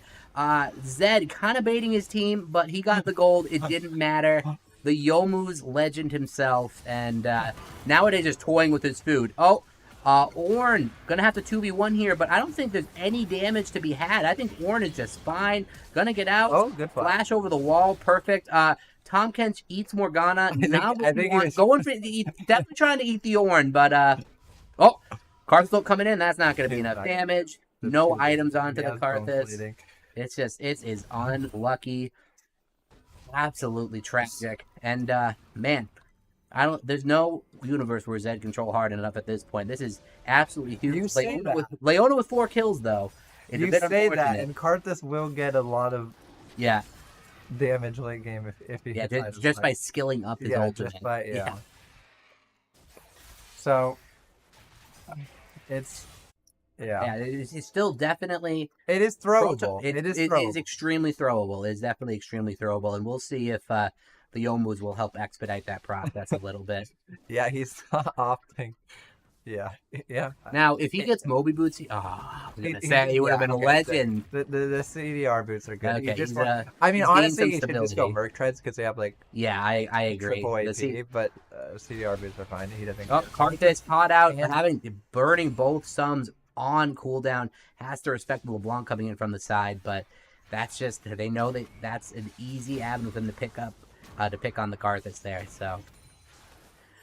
Definitely going to see them revisiting that Karthus. He is going to have a hard time staying in this. CS-wise, closing the gap a little bit. Definitely getting a little bit of support, but I don't know. This is not going to be enough. Top lane is absolutely ballooning. Just taking the turret by himself is the Ornn, and this Roam isn't going to really do much. I cannot see Ornn dying to this. We'll see. Yeah, I mean, Morgana wants it. They're going to throw down the W now, and Ornn's in a 1v2 ult is going to be spell shielded and then misses. What's the difference? But there's no damage going on to this Ornn. Not enough time, and here comes Zed. Here comes nowadays to clean it up. Running in with the Yomus. Who says it's a troll item? But Action with the response, gonna immediately revive the Tahm Kench. And going on to the Ornn, the ult coming in, not going to be enough, going to hit the minions, but a good response by the Action, and he is not going to have his team lose this game. He's going to do everything he can to keep his team in it. Yeah, Action picking up a kill on the backside nicely there. I think Ornn maybe going up a little bit too far, needs to be careful. They don't have that mid lane outer yet. Definitely feeling confident, but he's got to get out of there. He cannot hold that, and Action going to punish him for it. That's almost certainly going to be a dead Ornn, and a little greedy by the top laner there. Action's getting really fed, and he's going to be super strong into this Ornn right now. He already has a Kraken Slayer, so he's going to be doing a lot of damage to that tanky front line. Needs to be careful. Ash picking up a mid lane outer in response, but this is going to be taken by Proton, and there's an objective bounty on this turret. So yeah, it's going to be gold swing. A lot of gold back there. Now pulling back within 3K, which is still a good lead for Darkside Knights. It's still 70 minutes in, we'll take that. Oh my! And then Nautilus going down under the tower, just sticking too long. Karthus coming through, not going to be enough though. Some decent damage coming on the Leandri's burn. Getting a little low is LeBlanc. Gonna have to get out of there. No one around though to punish it. It looks like Proton is gonna go for this Herald here. The Zed looking to try to steal it, but maybe not a little more than he can chew. Gonna get out of there, but a little too aggressive. And this Action with the Morgana shield is going to be a problem this game, unless there's Darkside ever gets behind. It's tough because there's really nothing that they can do to it. I mean, it's actually pretty hard for them to pop the Morgana shield before using any of their big summoner spell or abilities that they want to land under all their CC. So if Action does snowball, I think he can be really, really strong paired up with his Morgana. Huge dragon fight coming up here, though. The dragon stacking on the side of Darkside Knights, they definitely want to put a stop to that and try to get back into this one. This dragon definitely going to be highly contested. Zed, a little bit on the wrong side of the map, has plenty of time to get over here, though. We definitely don't want to see Darkside Knights giving up this dragon for free. They definitely want to keep trying to get that pressure going. They got to keep their snowball going. Yeah, and they're up 3K right now, so this is, their window to maybe flip the game. But if they lose this fight, this is a huge fight for Proton. Definitely. And it looks like they're just going to opt to give it and maybe trade it for top pressure, as they're really late to this right now. But some people are starting to walk. TP up by the Ornn. Yeah, not the best wards, though. He's got one in the pit. A little late, and are they going to look for this fight at the back end? Leona walking up. Action trying to... The ult coming in. It's not going to be enough, though. Bulldog taking huge damage, and I don't know, is it going to be enough? LeBlanc getting out, both sides injured, both sides trying to walk away, and it looks like that's what it's going to be. But Dragon going over to the side of Proton, an easy win for them. The tower pressure, however, Ornn absolutely, as you said, the split push god somehow on the Ornn 1v9, man. It's inexplicable how he's top lane split pushing on Ornn in these team fights, but he does it. And Tahm Kench don't TP. What is he doing? What is he doing? There's no Ornn, Tahm Kench gonna have to blow. The team's coming to help him, but he doesn't even need it. Tahm Kench, what are you doing, boss? Your turret's dead. He uses TP and flash right there. It's a bit of a disaster. Might catch the Leona coming in off the side. But gonna walk out. Ornn and Leona gonna back off. No vision. It's just hitting 20 minutes, by the way. It feels like it's 30. This is just absolutely insane. It's absolute madness going on right here. This is right where Dark Side Knights like to be. They like to create chaos and then, really just confuse the other team and kind of call their macro ability. Yep. And forcing them into these tough decisions. And you see right there, I think Proton answering that pretty badly. So yeah, they get a Cloud Dragon, but Ender Android out of Tom Kench blows both his teleport and his flash just to die to Ornn, who gets the top lane inner turret, and now so much pressure being opened up for the Dark Side Knights right here. And this Ornn split push value, oh my god, for whatever reason, is the most OP thing in the game. He's up. We didn't even see that Ornn team fighting. He hasn't team fighted one time. No. Yeah. Wait, and in that dragon fight, it almost went the side of Dark Side Knights. It could have been anyone's fight. It was even. They blew more summoner spells in a 5v4. So, the janitor coming into the bot lane now to clean up this bot turret, man. Yeah. He wants it all for himself. Yeah. He said, my jungler, he's doing some good things, doing some bad things, but I know I need to carry this game. Who knows what this man is capable of? He might end up throwing the game, and dark not so dark, a little too far. Oh, he's dead. The Karthus ult, almost dead without the Karthus ult. Yeah, so that's actually a pretty big kill. I mean, that's been floating on the Rift for a while now, the 4-kill Leona. So some huge gold. And immediately into the Baron. Yeah. I don't know about this. Ornn has TP. They're not going to give this up for free. That is for sure. Ornn looking for the TP. There's no TP on Tom Kench. Nope, He's not going to get canceled. This is it's going to be an absolute wipe. The Ornn coming in. Karthus or Morgana limping away with no HP. Going to get out. The Nautilus is going to get out too. LeBlanc looking for it. Gonna find him. Boom. That's one. Go back. And then here comes the other one. Okay. Boom. Double kill. Right, huge Android, here comes the Kench. You can't walk there. You can't bend to the Kench, ladies and gentlemen. This man is going to do whatever he wants, and that's throw the game for his team. That's an absolute man. Kench, he wanted in on the action. He comes in a bit late. He has no TP, so he has to run all the way from the bot side. His team's already dead, but he doesn't want to let them fall. Solidarity. It's solidarity. Yeah, at that point, stand with your fallen brothers. But goodness gracious, getting the little pick off on Leona and thinking that's enough to challenge the Baron.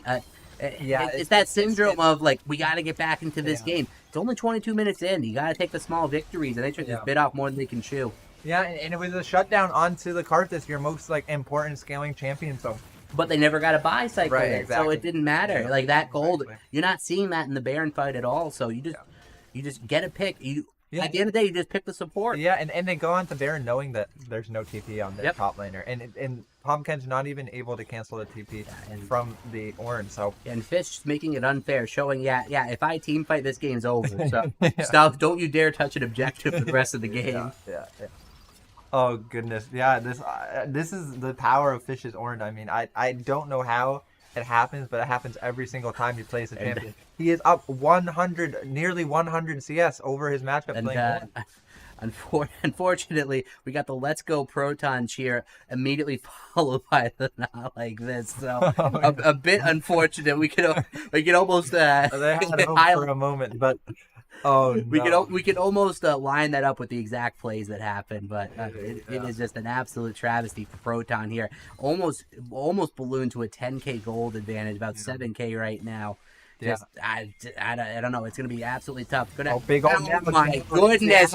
Please, Shot alone. Let him move, please. Oh, it's a monster engaged from the side of Dark Side Knights. Double kill for the Zed. Triple. And just a man. Swedish Pancake says no for you. Absolute. That engaged potential is absolutely disgusting. That was, the angles onto the layout.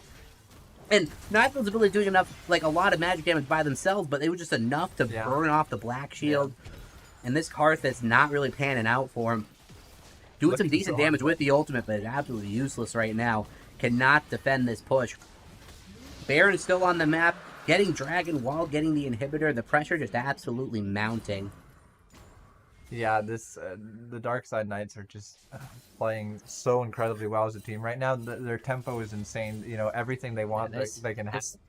This comp is very nice. It's actually panning out a lot better than I thought it would. And really, it makes sense around this Ornn right now. I think part of it is like you never right, you don't pick Tom Kench into Ornn expecting your Tom Kench to go down 100 CS No. and just get perma split on. And I think that's so much of the issue right now with Mm-hmm. with Proton is that when Fish is playing these matchups, it's like they're just playing Ornn top. You don't expect such a huge discrepancy, and he's creating so much. I think Ornn is one of those things you can pick into Tom Kench, and Tom Kench is pretty well nullified. Like, I don't think there's a lot Tom Kench could really do, because Ornn has a lot of high base damage trades. Sure. Which goes back to the beginning of the game where you see a Morgana and Nautilus getting locked in 1-2. It's like, why do you have to do that, right? You know, you have counter pick. No one's taking that away from you. Right, exactly. No, just save that in the back pocket. Like, like the pocket picks are fine. There's nothing wrong with that. But if there's like no contesting, I have to cut myself off there. They want to go. Ornn going in, it's not going to matter. Nautilus a little too far out.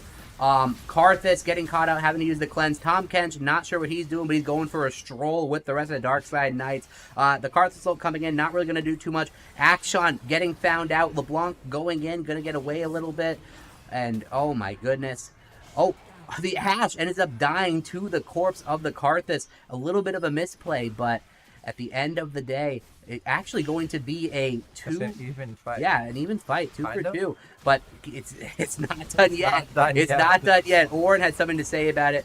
Gonna clean up the rest of this here. Morgana going down. Tom Kench soon to follow. Action maybe gonna try to get some revives here, but I don't think he has too much of an entry point. If they can get anything back for this. I mean, it's a little bit of a scuffed fight. I think it's Dark Side Knights. A few mechanical errors there. I think LeBlanc maybe misclicked her Zonias towards the end, and that fight looked way better than it did. Yeah, that's a good point. Exactly. That's a very good point. I was saying. If you pick the Nautilus with the Morgana, it's pretty obvious that it's not Morgana support, so why not just first pick the Morgana? Yeah, it's you can first pick Nautilus, Morgana, Tom Kench. Oh, see, all of those are viable first pick flexes. Don't pick them all together because it's no longer a flex. It's so true. It's absolutely so true. Like, it's first rotationing that, especially like it just pigeonholes it. You know exactly what they're gonna do at that point. There's just no point. But Action trying his best to keep his team in this game, but it's just not gonna be enough. Trying to get some Baron pressure, but they're just too far behind to even push that vision lineup where it needs to be.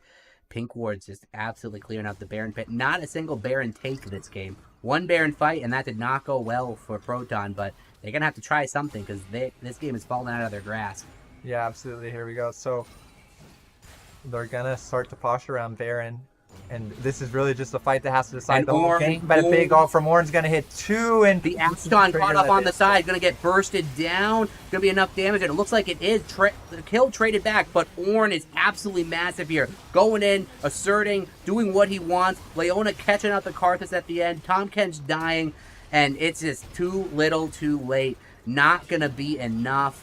The Karthus ult coming in, it is not going to matter. The Zanyas to even prevent that from getting the damage off, and that is going to be the series right there. Side Knight 2-0, really clean the second game. Yeah, pulling out the Zed jungle, I absolutely love that nowadays did that. But for me, the MVP has to be either Not So Dark on the Leona or Fish with the Ornn pick. I think Not So Dark may be an underrated part of this team. Honestly, Joel, that's where we see how green you are behind the ears, because the true MVP is nowadays on the jungle Zed. Honestly, rushing the Youmu's, having the spirit of his team right there, and honestly, an absolutely huge power move by him. Yeah, it is. Power move. I mean, I have to, the Zed pick is, I think, a pretty volatile pick, right? If it gets behind, it's totally useless. I have to say, though, I think he actually played the early game quite well. Oh, for sure. Once he got a few kills, there were some definitely questionable engages where he frankly ran it down. But with that being said, his first gank on that mid lane Action was a huge play. Absolutely huge. Running into top after and then getting a kill on the Tom Kench was just really monster play right there from nowadays. And again, that's what he does. I mean, I think he's just an exciting player to watch. Creates a lot of early game volatility, creates a lot of early game action. He just makes the early game interesting. And man, couldn't be a better segue. Could not be a better segue, because we got the MVP himself right now. The legend. Nowadays, look at that. Oh my goodness, it was a dog the whole time. It was a dog the whole time. Honestly, I could have told you. I knew that. Yeah. Beautiful. Maybe it was a dog. Beautiful. Bud, how you feeling? Oh, buddy, we can't hear you. You got no audio here. That's yeah. It's okay. I understand. It's very hard to work a computer when you're a bit in the bag. Do you know sign Might language? even be hurt. There you go. Now now we got it. Let's go. So, first off, buddy, how you feeling? How we feeling right now? I'm feeling fantastic. That's what I want to hear. Towards the beginning of that game, I thought I was gonna throw up. Not gonna lie. We had a quick almost pause moment, but we figured it out. Oh, for sure. That game was a blast. Yeah. Oh my God. You were just going crazy there. You were going absolutely insane. You were running from lane to lane, just engaging on any champion you saw. I haven't been allowed to play Zed for some reason. You should. To me. Yeah. It was OP. So, Yeah, I mean, out of your 2 games, that was the better performance by far. Like, just incredible. yeah, that first, so where I am, it was our first day where it was like 70 degrees. Yeah. So we didn't have Okay. no choice. We had to day drink. Yeah. So I've been day drinking. It's 9:41 my time. We started drinking at about 1. That's your God-given American right there. That's it. Damn right is. And it's Yep. unconstitutional for my team to flame me, Yeah. yell at me, Yeah. and try to change what I was doing. damn right. Carly, stop biting your pants. Oh, Yeah, I don't know. I like But that game was a lot of fun. I was getting a lot of flaming for no reason. now I think you played perfectly. Now I have to ask: are those dog pants? Is that a medical thing, or did you put pants on your dog? 1 sec. I mean, it's yeah. Yeah. Next question. All right. So that series as a whole, what do you honestly think it was even a series, man? It looked like 2 absolutely convincing games. How do you feel about it? I mean, we kind of said that we were going to go into this having a good time. Oh yeah.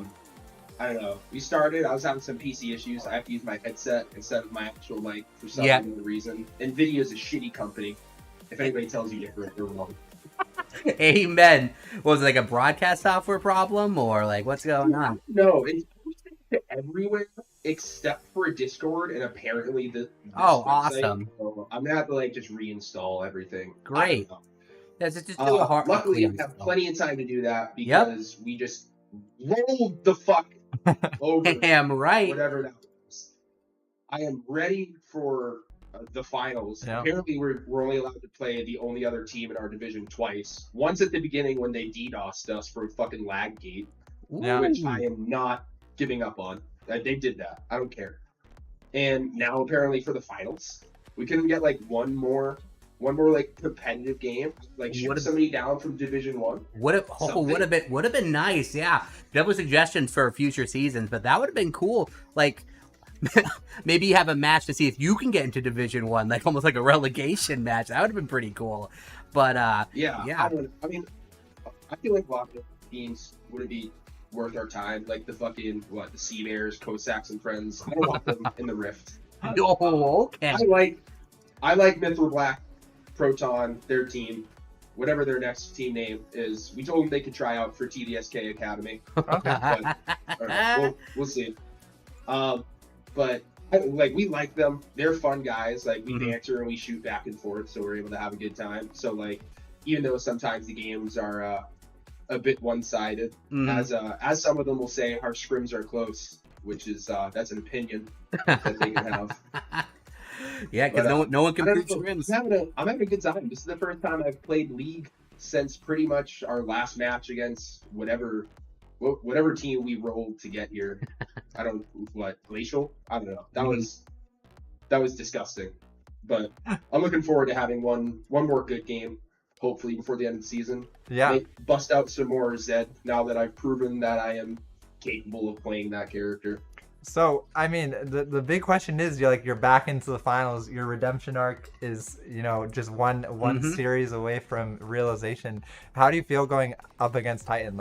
Honestly, assuming you guys don't lag and you get to play them on even balanced ping in a 5-game series, how do you guys feel?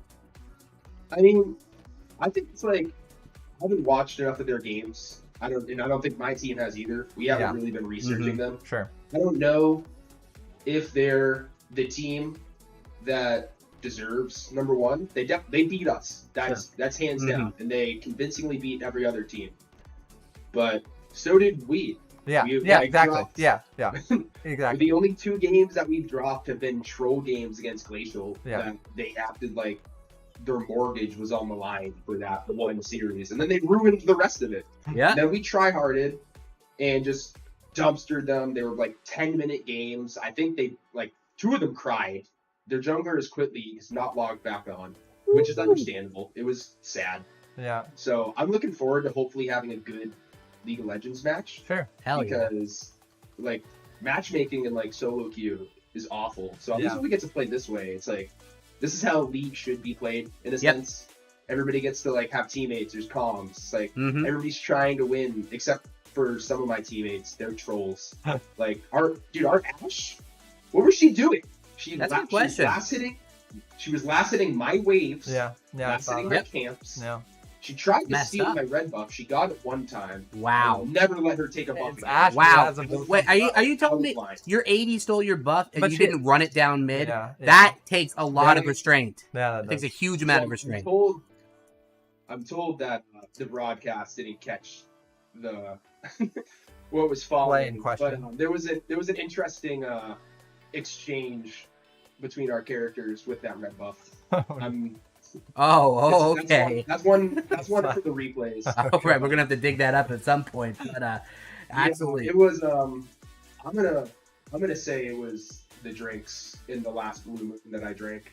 clearly. Yeah, I mean, you look in- fantastic. Inputting and like pressing keys, put them in the wrong order. Like, It happens. It It was- happens to the it's best a of us. debate. It happens I to the still best of think us. that our whole team, we're gonna be ready for what is it next week, or are we having another off No, week? I believe it's Going next right into week. it. I believe Right it's into it next week. 1 week Okay. you have to prepare. No, I was told like 2 weeks ago that the All-Star game was gonna be this week, and then like Hey, the playoff listen. was gonna be Thursday, and then it got moved to Friday. I actually have, we have almost no idea. But Yeah. listen. We were 12-0 against this team. Mhm. We're still feeding them time slots and first picks and stuff, and choosing that. Like, we should get to pick when we show up, if we show up. Yeah, that's fair. Like, That's right. You know your worth. Yeah. You know your worth. We like Yeah. to see that. Honestly, I don't know what's going on around here half the time myself. We find out things like The day of. minutes before, seconds before, and you know what? We ride by the seat of our pants Yeah, around that's here. how we like it. We're just loving it. That's But how we do we it. can't wait to see it next week. I guess that's just the management. Yeah. Yeah, I would say manager. Yeah, did. management interns that might also just be management. Just Who knows? it's really just one person who has no idea what he's doing. But Yeah. honestly, with the amount of stuff he's managed to throw together, pretty impressive. Pretty impressive. Yeah. For sure. Yeah, we both talked about it. We all like the league was a lot of fun. That's awesome. We, like, Mhm. the scrappy part of it was definitely just part of it. Yeah. Oh, We yeah. all get together 1-2 times a week. Yeah. At least before we all started working, like we'd have practice, and then like Yeah. once a week we have like an actual league game, not a 5v5 where maybe everybody's trying. Yeah. It's 5v5 where everybody's trying to win. And yeah, some of the teams suck, but they're not in playoffs anymore. Yeah. Not Proton. Yeah. We're talking about all the other ones that didn't make it. But But now's your chance. I mean, now's your chance to take home the SOS, prove your title.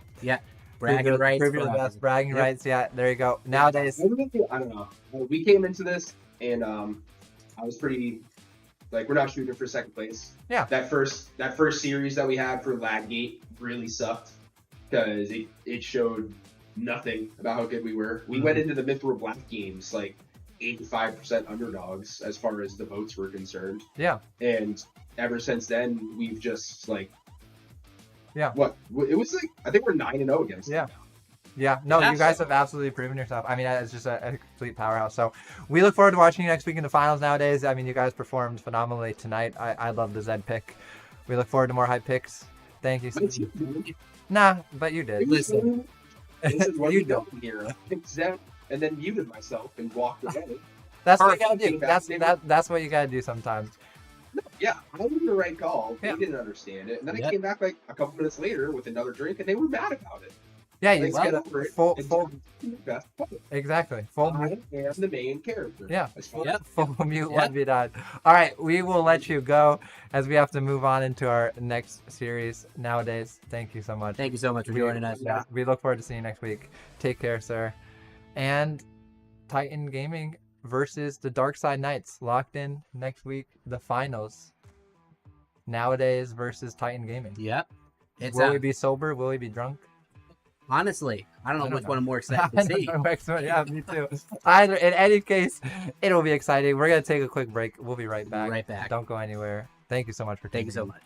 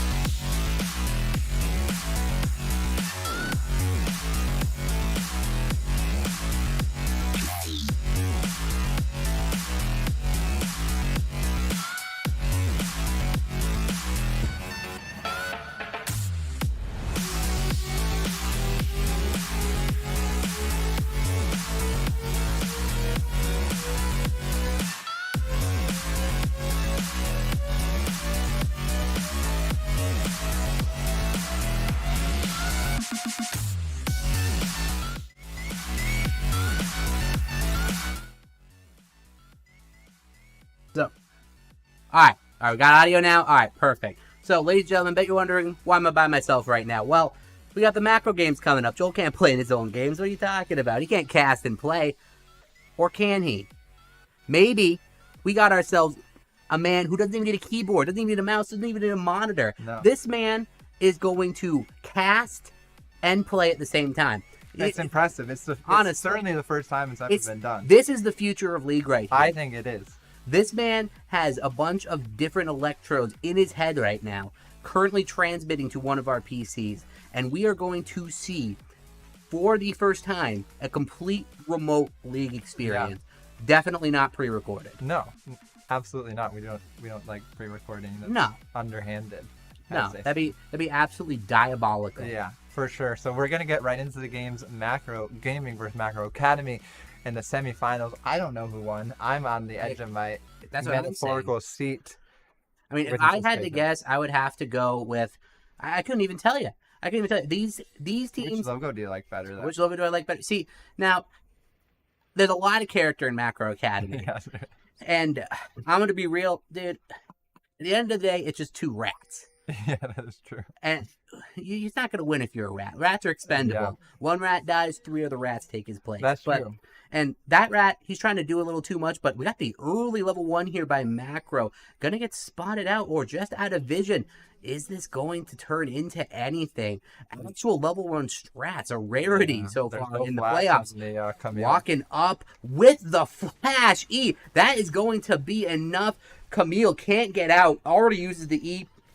Ignite ticking down. The Flash to secure the kill. No way she gets out here. The heal to speed him up. The one more Q. Gangplank gets that first blood. Having to commit his Flash, but not going to matter. Getting that early edge on the Camille going to be huge. Yeah, and I think, there's no Flash on the Camille, so the level 1 punish being called out right there is big. Absolutely huge. I didn't see that coming, that's for sure. Do we normally cast without game sound? I think there's normally game sound, yeah. That's what I'm saying. Like, this seems very quiet. Eerily quiet, eh? Yeah. Yeah. Very, very, very bizarre. All right, very bizarre. But, like, that's what you get with the S-Level. That's the absolute charm of it. It's an experience unlike any other. We got people playing and casting at the same time. Absolutely gods in their own right. And now we got a little bit of graphic here. Well, we get to see see, this is what we're talking about right here. I mean, look at this guy. This guy is the classic dad of 4 right here. This man going to work at the farm, man, just putting in his hours, coming home, and the kids love him. Like, daddy's home. This guy, however, is going through 3 different heroin benders this week alone. Hadn't seen his kids in weeks because his kids are all across the country. This man's a drifter. He can't hold down a job. All his friends have abandoned him. And at the end of the day, man, it's a sad tale. But it's just two different dregs of society right there. It's honestly, you could just keep going on and on with that. But back into game here, and I can hear absolutely incredible. There we go. We have the in-game audio. So, what do you think of drafts? Draft-wise, that is a good question. We really just got into this one really quick. Honestly, I'm liking what Macro Game is doing here. A lot of damage coming through with that, the Victor, with the Gangplank. It looks like we had, I'm guessing, a Viger flex here. I'm loving the Viger support. A really underrated champion. Always does good damage. The E is huge. Yeah, with the Morgana. With the Morgana, yep. But I gotta, now, granted, Macro Academy doing a lot of stuff here. You got the Jinx, Lulu, a great combo. Fringe Enchanters, though, so really going to lose a lot of points from me there. The Camille top definitely can do a lot of things, but the Gangplank getting the advantage early nullifies it. We wouldn't know that, though, because the screen currently right now is a bunch of question marks over champion portraits and no gold to be seen. So they haven't shown on the map. No, yeah. So that's a bit unfortunate, a little bit frozen there. But you know what? Boom, and there we go. Back like nothing even happened. And that's the kind of production value. That's the production value, man. Yeah. That's what you come here for. Yeah, absolutely. It can't be for the gameplay, but the gameplay has been hot so far. Yeah, for sure. So, I mean, just look at you go. Look at you go. Getting that damage in there, like the Viger holding his own, losing a little bit on the push here. Oh man, landing that E, good damage back though onto the Viger. What's going through your mind during that play right there? What's going through your head? What was going through my head was honestly like I've never played Viger before. I don't know what you do in lane. Wow, absolute. I think this was ego like play. I think this is like my fourth time playing Viger because we picked Viger on B3 because they thought it would be Viger mid, and then we picked the Victor on B4, and then we just flexed the Viger support. And then the Viger MF combo we thought was really OP. Right, taking one for the team. That's the kind of team player we come to expect from Joel here. And the gank coming in here, but it looks like Yana Kiana is going to be able to fight that one off. Not too much pressure going down, not having to blow too much. Decent early gank by the Trundle though. The J4 though, definitely a lot of early pressure. I'm liking that over the Trundle. The super simple ganks, very easy to gank any of these lanes. The flashless Camille top, going to be really interesting to see how that plays out. Yeah, you have flashless Camille, and then you have the Viger cage with the J4 combo, just so much value. Absolutely huge.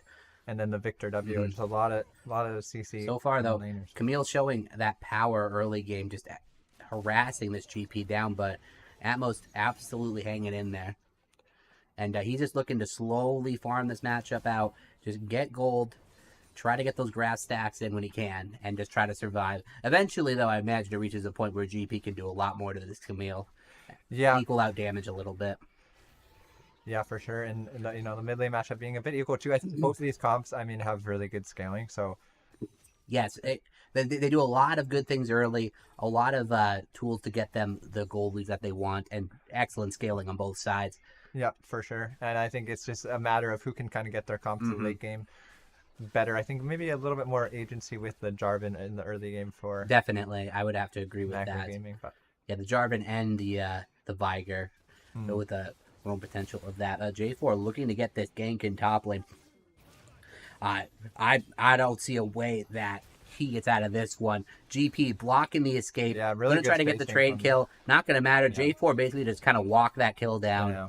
Really good spacing from Atmos there. You can see just walking in front, blocking the Camille hook shot escape. She has no flash, and that's really the only avenue she has out. So trading that for the Dragon, though, a good response by Macro Academy. Understanding that the Camille might be a target point, especially with the J4 in the game. So just looking to get that bot lane pressure with the Jinx, with the Lulu, getting that lane pushed out, getting the Dragon. Good response by Macro Academy. And so far, both teams getting what they want. Both teams making plays. Getting their advantages. Dragon for the top lane, and we'll take it. Yeah, exactly. And then, trading early tempo for Dragon. It's good for both. I mean, Macro Academy wants to scale with the Dragon stacking. Macro Gaming wants to snowball the early game with their Jarvan pick. So both playing into their strengths right there and getting some value. But Gangplank 2-0. It's a bit of a CS lead. He's getting it. Really, that was a very well timed gank by the J4. Get this wave to crash in. Camille not really going to want to go in here. He definitely has to catch this wave. Does not want to fall behind with any more gold or EXP.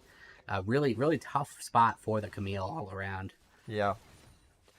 Absolutely. And has no flash, so, it's really kind of tough to play in that. But and the skill shot Magnet getting hit by everything. Yeah, a really little bit rough. But, oh, God, here comes the emo edgelord herself, Vex. Coming in here, the cage coming down. It's gonna be enough, and Tetra gonna go down there. The response was just too good. The flash Q, not sure I've seen that one before on Viger, but you know what? We'll take it. And limit testing. Yeah, limit testing. Yeah, well, that's what we'll call it. Flash Q. What? I got the Lulu flash. That worked. Oh yeah, you did. I guess you did get the Lulu flash. Not sure what she was flashing from. So I think she thinks cage is like a 5-second cooldown. It's like a 19-second cooldown. That thing's massive, CD. But so Macro Gaming getting that counter gank off, really huge, nullifying the roam potential by that Vex. And we've seen that a couple times. We know that on this Vex, Tetra likes to get those side lanes. Side lane roams. Yeah, he loves it. Something they play for a lot. And GP gonna be able to get out of here. Not quite timed well. Showing a little bit before the wave crashed. A little bit of a misplay. But J4 coming in. No flash onto the Tetra. Actually, wait. He did. I think the ultimate followed the flash. Yeah, dang. That is unfortunate. But yeah, really good timing by the J4. And I don't know, all lanes right now. Everything going the way of Macro Gaming. Yeah, and you see the power of the early game Jarvan, right? He's able to run bottom and then run straight to mid. There's just so much skill pressure there. Really able to snowball his laners. Interesting. Looking for something here, but doesn't be careful. So doesn't have any vision. This is gonna be a little bit too much. Trundle getting a little too aggressive. Not sure what he was looking for there. Has no mid laner to follow him up. I don't know. Do you think he could get the solo kill? The J4 just left lane. He couldn't have been that far. So a bit of a misplay by the Trundle, trying to get it all back at once and losing it all instead. Yeah, I think maybe expecting that the J4 had already based and looking to get something up in return, trying to prevent that wave from crashing. But just unfortunate timings with that. Yeah. It's going to be a pretty nice buy, Tetra, though. Pushing out the Victor, interrupting the recall. So going to lose a little bit of CS to this tower here. So mistiming that, it's going to hurt Victor a little bit. But at the end of the day, Victor's still looking pretty good. Has the kill, has a couple assists. Going to nullify a little bit of a CS lead. So, I'm not going to ask for predictions, but overall, I got to say, Macro Gaming is looking like the favorite. Yeah, really good. Oh, look at you coming in here, throwing down the cage. MF coming in as well. The ult. The combo is just insane. I mean, what do you do? What do you do? Like, you cannot dodge an MF ult if you're in Vigor cage. Yeah, it's impossible. Exactly. And when you have no flash, there's just no escaping it. So, I mean, credit to Atmos for giving us the idea of see, and that's Viger. That's what we like to see. Some Vigors will try to go through the ego, get the immediate stun on the cage, but you understand, if they're trapped in there, they can't go anywhere. You know, they can't do anything. And let's celebrate people here. What do you got to say about Keith, your duo here? What does this man bring to the table? Oh, I have to cut myself off there. Back to Victor, that. Victor gonna have to blow the flash, and it looks like it's gonna end there. But Victor having to lose flash. Good gank by the Trundle. But again, back to Keith. What's Keith doing? What is Keith? What's the strong points? What makes Keith the best AD in your opinion? He's just overall a monster. He's a really good laner. I think his wave management is really, really solid. His trading in lane and his like positioning in lane is really good. He knows matchups well, and he knows how to abuse matchups. He's a really big champion pool. Man. And the AFK camera, unfortunately, didn't see the tail end of that skirmish top lane. But we get to see some nice turret plate gold going over, so at least we got that going for us. A lot of action going on top. Unfortunately, I cannot move the camera. A little bit of a fight here, possibly. We got Rift Herald and Dragon being taken at once. Victor going to try to prevent that, and it looks like going over to the Trundle. Dragon going over to the J4, so nullifying the Dragon stacking. And I'd say at the end of the day, that's a win for Macro Gaming. Yeah. Might be able to get something with the Herald, but anytime you can ruin a Dragon stacking win condition, I always take it. Especially in the scaling teams that really want to get ahead in that Dragon stacking. So. Ooh, a nice little damage combo out of the Vex there. God, she is such an irritating champion to play against. Yeah, Tetra's Vex is super annoying. Yep. But it's not so annoying when it goes 0-3.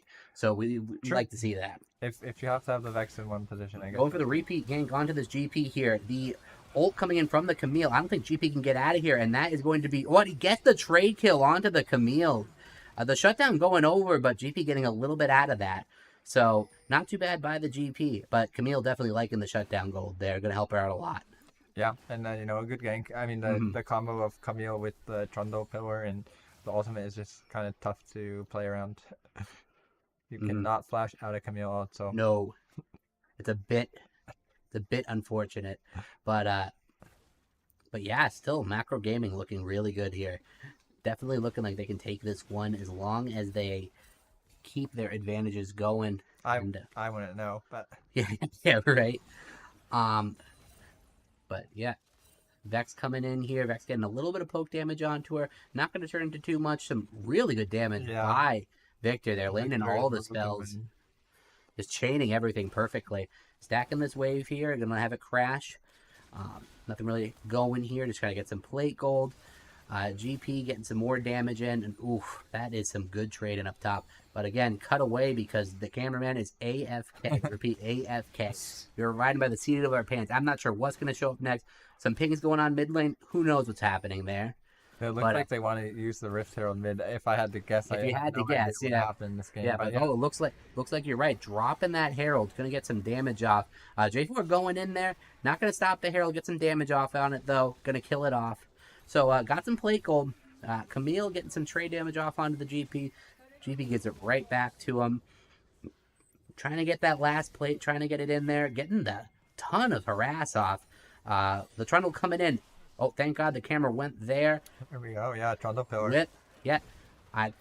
No flash on the GP. That is almost certainly going to be a kill onto the Camille. So really good gank by the Trundle, punishing, but coming in on this bot lane here, the Cage forcing the flash. Lulu having to get out of there. TP though coming in from Camille, coming in at half HP, but saving the tower dive from going any further. Yeah, I mean, you see the power of the Trundle Camille right there. He can hook shot onto the Trundle pillar, and there's so much damage right there. So absolutely, Victor around the backside. Victor going to take some damage here, a little bit too far, not respecting the potential that Macro Academy had, and then Vex going in. My word, that was quite the engage, but not really going to turn into too much. But at the end of the day, a little Macro Academy not going away, going away for sure. We might have a game here. Ooh, but the Cage coming in. We're going to see the MF of the J4 coming in, and there you can't escape from that flash. This Lulu is going to die. The Jinx having to blow flash there. Will she get out? Going to be very tough. J4 walking in, and boom. That's going to be enough. Going to get the trade kill, though. Not too bad. That's a 600 gold shutdown onto the AD. You don't like to see that. Yeah, for sure. I mean, good job by Bertolt being able to pick up a kill on the backside of that, getting some value back. But bot lane outer turret, going over to Macro Gaming. All right, and good news, ladies. The cameraman might be coming back, so hopefully no fights get cut away from, but I don't know. You actually never know. It might be... You never know. It might actually get worse. Goodness gracious. All right. Ooh, Victor damage already looking pretty nice. Got the Leandries already going to be pumping out that burn damage. But GP right now looking fierce. Got a nice CS lead. When the camera... The camera... Yeah, all right. Okay. All right. I have vertigo. Yep. Excellent. Yeah, you might think he's messing with us, but no, that's just his skills showing off right there. Showing all of the... Showing all his prowess. But so calming down a lot here. Dragon coming up in 15 seconds. Not really too much of a priority for either team to be rushing this. I can't imagine that there's going to be too many fights forced. But that damage by the MF. Lulu going to have to walk out of there. Not quite enough to kill, but Lulu's definitely going to have to get out of dodge. Posturing a little bit. Looks like they might have the advantage here. Lulu out of the fight. Going to try to translate that into the Dragon. Yeah, Lulu's still having that ultimate, notably though, low, but can still provide some... No summoners on the bot lane, though. Jinx has to be careful. Cannot get caught out by the Jarvan W. Cage going down to try to zone out the Trundle a little early. The smite possibility is still there. It's coming down, and that is going to go over. Secured by the J4, immediately ulting. Turning to flash out of the TP coming in, but I think the fight might be over. Vex looking for something, gonna have to walk out, and Dragon going the side of Macro Gaming. No real fight coming after that, but looking great for Macro Gaming. Now getting the Dragon stacking going on their side, having a nice 5k gold lead at 17 minutes, and this Victor and Gangplank looking really strong right now. Yeah, absolutely. And you see the power, I mean, so much range on the side of the Macro Gaming comp makes it really tough to play into. Yeah, there's no point of entry. You got the Cage from the Viger, you got the W from the Victor. Very hard to actually enter these fights, and then you get even closer. J4 just drops his Cage on top of you, and how do you get out? And the damage is just so high as well with the GP, with the MF early game. It's just absolutely incredible. And the early Eclipse coming out of that MF is going to absolutely shred him. Yeah, for sure. I think MF is such a strong champion right now and a really great underrated answer. Oh, maybe. For sure. I mean, Eclipse builds being a lot stronger with the nerf to Gale Force. I think so. I would absolutely think so. Doing some huge damage right now. Yeah, and can build the shield breaking item, which is also really valuable in any type of enchanter combo with the Jinx. Definitely. The value against the Vex as well, absolutely massive. But it's going to be very hard for Macro Academy to come back in this one. Down 6k gold balloon, or no, 5k gold ballooning too. Absolutely a massive trough for 18 minutes into the game. Yeah, just getting whatever they want right now. Macro Academy knows that they don't have any agency to do anything right now. Yeah, so Rift starts up and they look to just make a play in the mid lane, get some going back try on to the outer try to turret. maybe Really blow a tough. summoner on this MF right now. Try to get something going, but it's a little rough. Trundle coming in, going to trying to throw down a pillar. James doing a great job trying to bait the MF in. MF definitely going to have to blow the flash there. Good cage though. Good cage up preventing it from going any further, but definitely having to flash out of that. So the MF's got a lot more vulnerable. But huge damage coming now. Dang. One more item, that Jinx might not have made it. Absolutely massive damage coming out of the MF. Run, buddy. Oh boy. Oh boy, what were you thinking here, Joel? What was going on? What was going on? Your 80 left and you stayed. I'm pretty sure my camera was panned to top lane watching the dive that's happening. Oh, the dive hat. Well, wouldn't you know? Wouldn't you know? Okay, so that ends up working out for your team. All right, we'll take that. We'll take that. But the fight's not over yet. Here comes Camille. I don't think GP's making it out of this one. Yeah. We got 3 people collapsing. J4 looks like he's getting out, but GP blowing the flash, but it is in vain. He is almost certainly going down here. Tries to go after Lulu, take her with you, but goodbye, GP. That's another kill going on to the Camille. And just like that, a huge swing back from Macro Academy. Getting some of that gold back, getting some kills on the carries. You like to see it. Yeah, I mean, any shutdown is so big right now with the scaling comp like this, so... Yeah, absolutely huge. But at the same time, still a lot of pressure coming out from Macro Gaming, just doing whatever they want. Like yeah, it does kind of. Oh, but Victor getting a little bit caught out here, almost certainly going to go down. Gets the flash, had the blast cone. That's enough to get him out of there. But having to blow the ult, having to blow the flash, nothing really on the map for Macro Academy to take. But still, Macro Gaming still looking like they're in the driver's seat. Yeah, and the Victor scaling is so strong right now, already at like 1.5 items. 190 CS, just huge champion right now. All right. Really a lot to go on right now. Dragon coming up in less than a minute. Both teams definitely going to contest for that. More so on the side of Macro Academy. They got to try to get something to get back into this game. And maybe Dragon stacking is that avenue. But also knowing that if giving away that Dragon, that you don't want to have this team get the soul point. You don't want the snowball to get even further. So definitely going to be fights centered around this Dragon. Yeah. For sure, and it's really tough, I think, for Macro Academy to run into these Dragon fights when you have the cage and the Victor W right now. Zone control. The lane's pushed up so far, there's no vision line popped up at all, so it's going to be absolutely extremely difficult for them to do anything. Yeah, and Ping's going down onto the gangplank, maybe looking for a pick on the opposite side before Dragon starting up. Yeah, definitely looking for around that top side here. Maybe even looking mid here. Trundle going in, has the speed up, but the good cage stops that engage in its tracks. And they have the position right now. They got the position on mid a little bit, but no real way.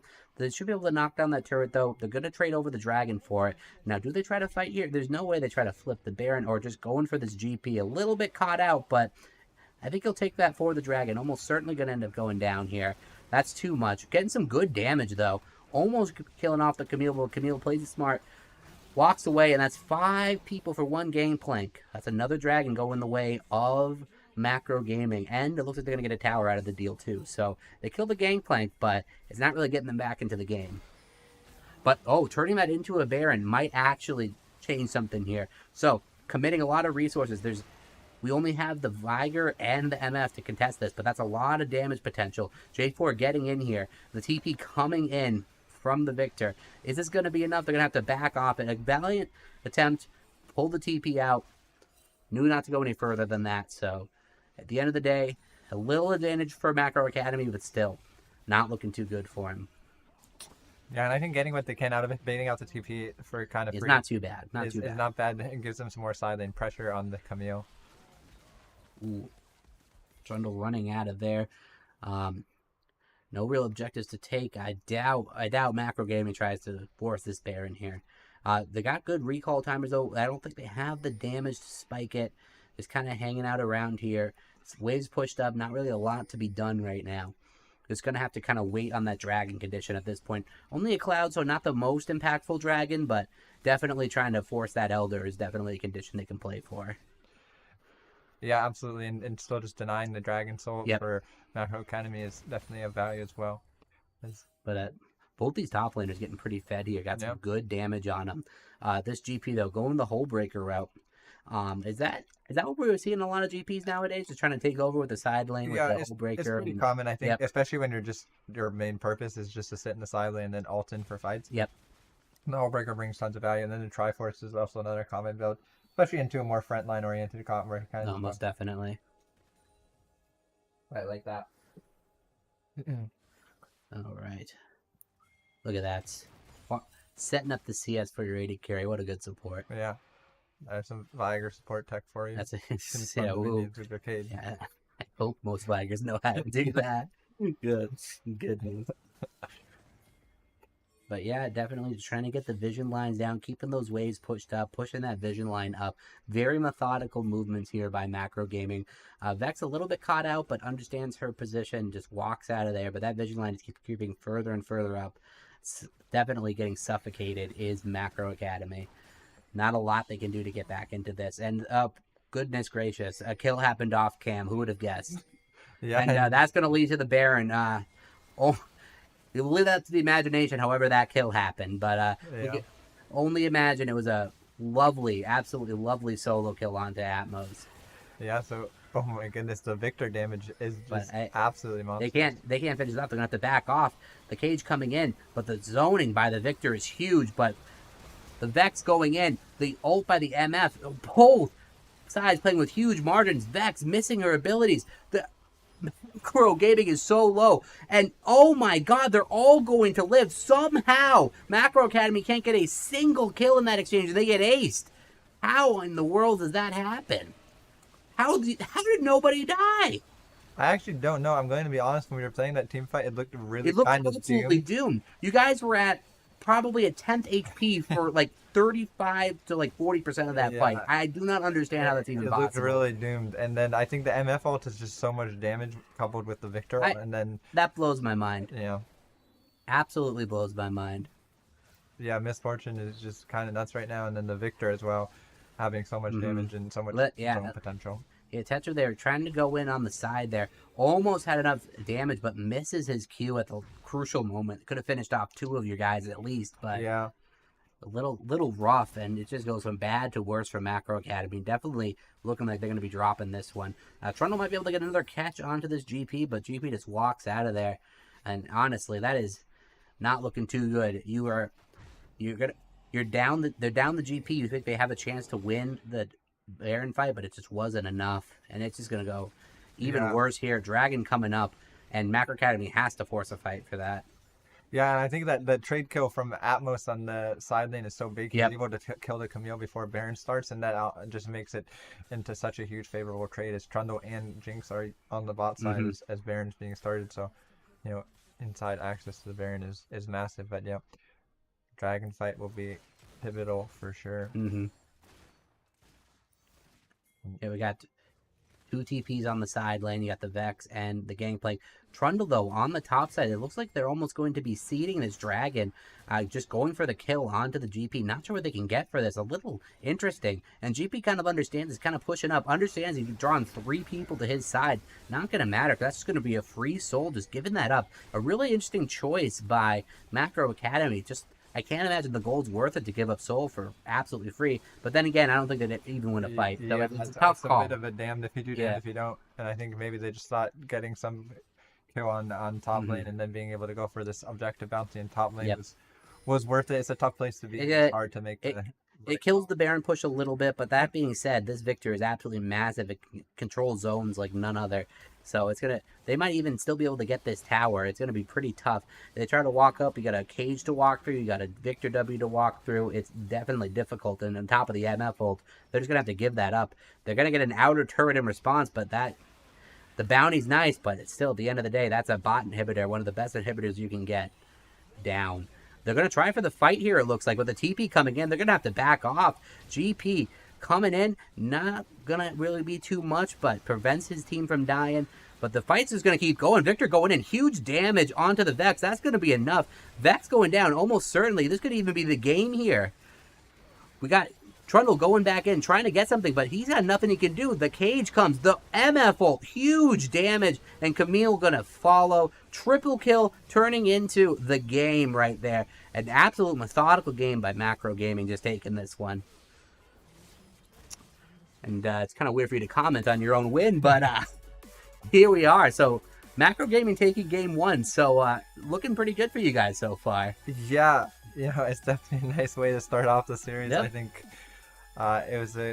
we got the draft we wanted, and that definitely felt good. And then I think the early kill going over to the gangplank was huge, knowing that Kinyo had no flash on the level 1 was really valuable. Absolutely. And then from there, I think Jarvan had a really good early game, was able to snowball definitely got lanes. the rest of the lanes going as well. Able to snowball lanes, he was able to snowball. And we're just gonna keep rapid firing. We're loading up the second game already. We're not no drafts. We're just gonna go bang, bang, bang. This series is hot, and it's gonna be going all night long. We can't wait to show you.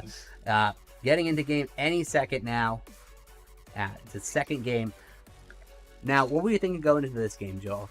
I think going into game 2, we felt pretty good because our game 1 draft was really unexpected. I think like it didn't really show anything that we normally play. We scrimmed them a lot. Yep.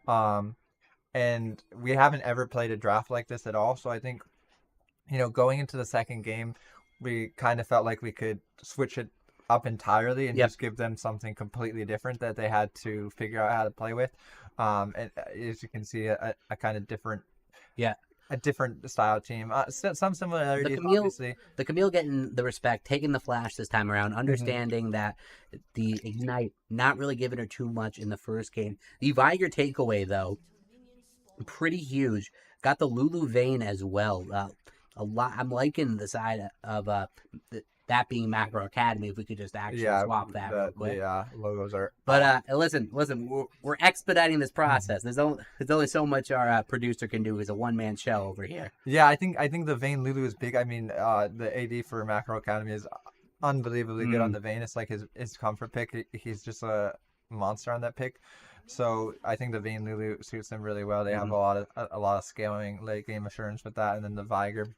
Obviously, it's just a really strong champion right now. Has a lot of pick potential. Yeah. A lot of damage, a lot of team fight value.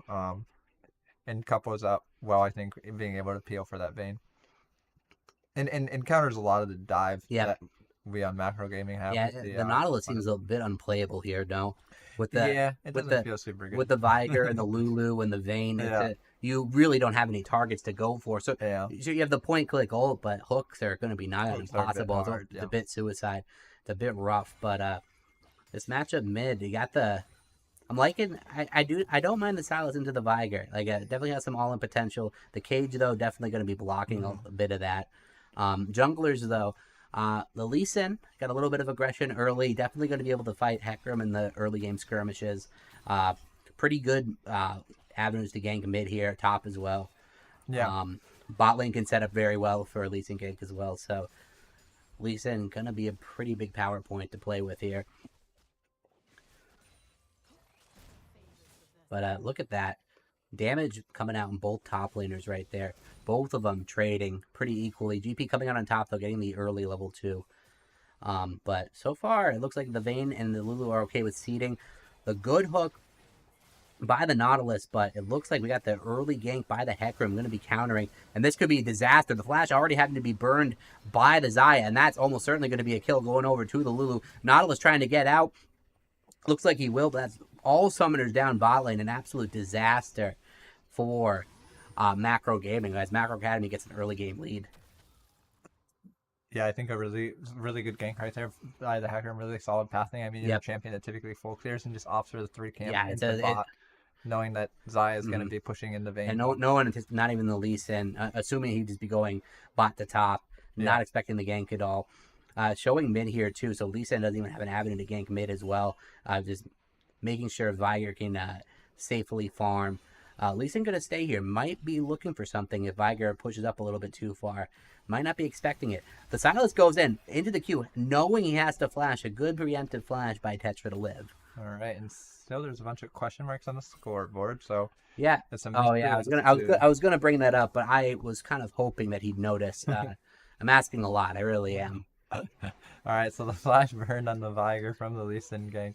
Yeah, definitely very easy to repeat that. Yeah. And Viger, just in general, can't be walking too far up just against the Silas by himself. Silas has a lot of kill potential, especially when Viger has that cage down on cooldown. So, bot lane, though, this Vayne, They get the kill early, but Vayne understands that not to get too greedy. Don't just push up. Wait for this wave to come to you. It's slowly stacking. You're going to get the EXP. So very disciplined play by the Vayne, not to get caught out. Understands what that, even though they got the kill early, doesn't matter. Nautilus still has the edge early game. So respecting that, waiting for the wave to crash in. They're going to catch up nice and easy on this wave. And no jungler pathing down, so they're nice and safe. They can just farm that right up. Mid lane, though, looks like we got a bit of a fight going on. Tetra almost dying, but not quite enough damage on the Sylas. He's got to be careful here. Yeah, it has no flash to the Sylas. Having a lot of kill pressure if he's able to lane the change. No ignite on the Sylas, so not going to be... But the respect that he has to give the support roaming mid back behind the second tower. Smart play by him. Gonna get make sure that he stays alive. Probably just gonna TP right back, catch this wave. Top lane going pretty even so far. GP a little bit ahead, but not pretty negligible. Bot lane also starting to even out a little bit of an edge for the Xayah. Nothing too crazy. And here comes Hecarim, another repeat gank, almost going to be the exact same. Still no summoners. Hecarim a little far out. Gets the Hecarim me into the contempt by the Vayne, and that's a kill going over to the Vayne, and things are going just the way this bot lane wants right now.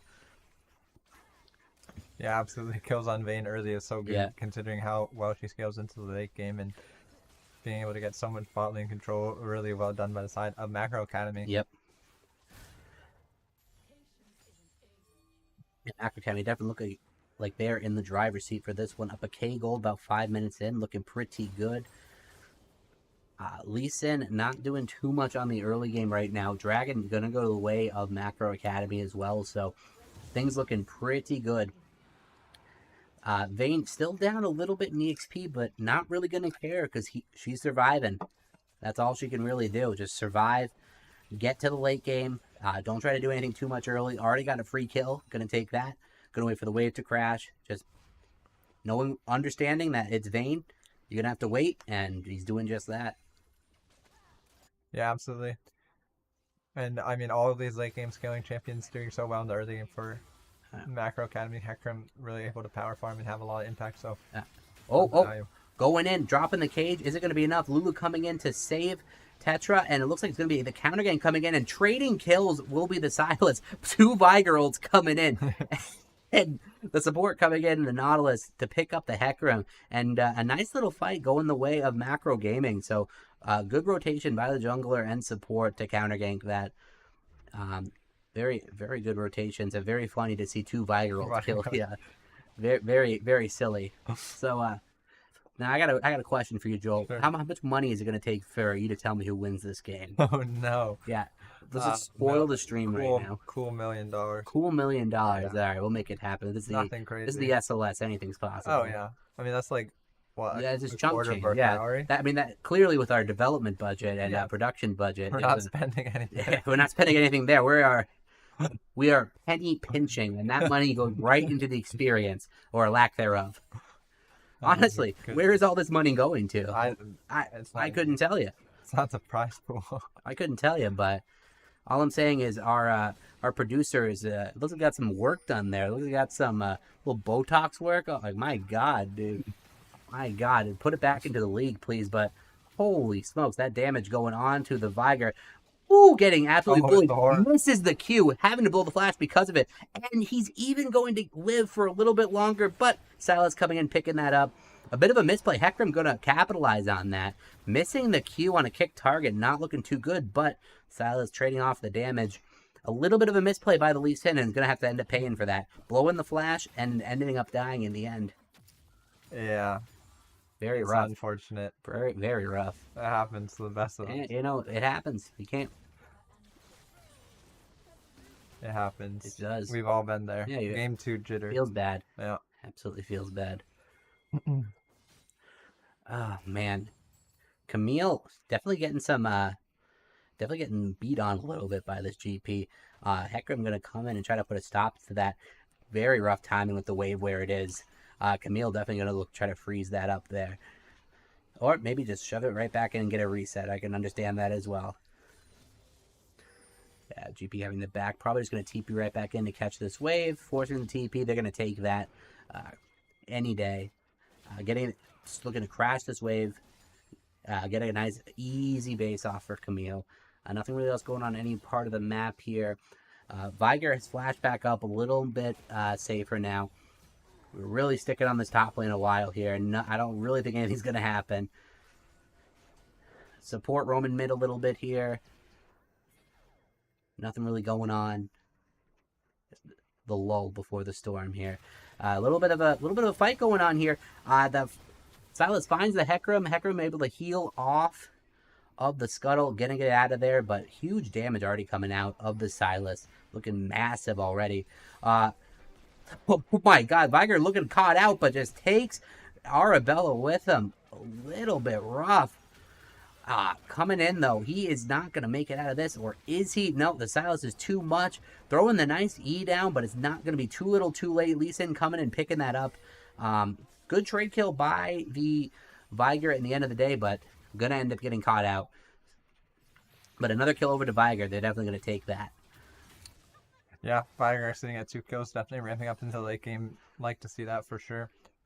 Yeah, and in this vein, once again, surviving, down some CS, but only 15. He's going to take that, has a lot of minions in front of him. Bit of a misplay by the Zaya to get that poke down, not really going to do too much. It's going to farm right up under the tower. Vayne, excellent at farming under tower with the auto attack reset. Yep. And so right in the comfort zone, just going to try to rush that early shield bow, scale into the late game, and go from there. Yeah, absolutely. It's really huge. I mean, if she's sitting at 1 kill, 1 assist, pretty much negates the CS discrepancy from the Zaya. So she's right where she wants to be, catching wave safely under the turret and just looking for that late game power with the Lulu. Vayne. Team fight potential is huge. Bit of a CS lead in the mid lane from the Silas, though, sitting on 150 gold bounty, something that Macro Academy will want to take for sure. No, absolutely. Now looking to put some pressure. Another gang coming in bot lane, but Lee Sin is ready for this one. The ult coming in hot here. Hecarim going in. The Nautilus ult to counter get active, but ooh, 2 flashes coming out. It looks like the Lulu ult going in. Vayne still alive, living as long as she can. The Zaya ult not going to be enough. Vayne survives again. It's absolute disaster for Macro Gaming. Macro Academy just wiping them right up, and you hate to see it.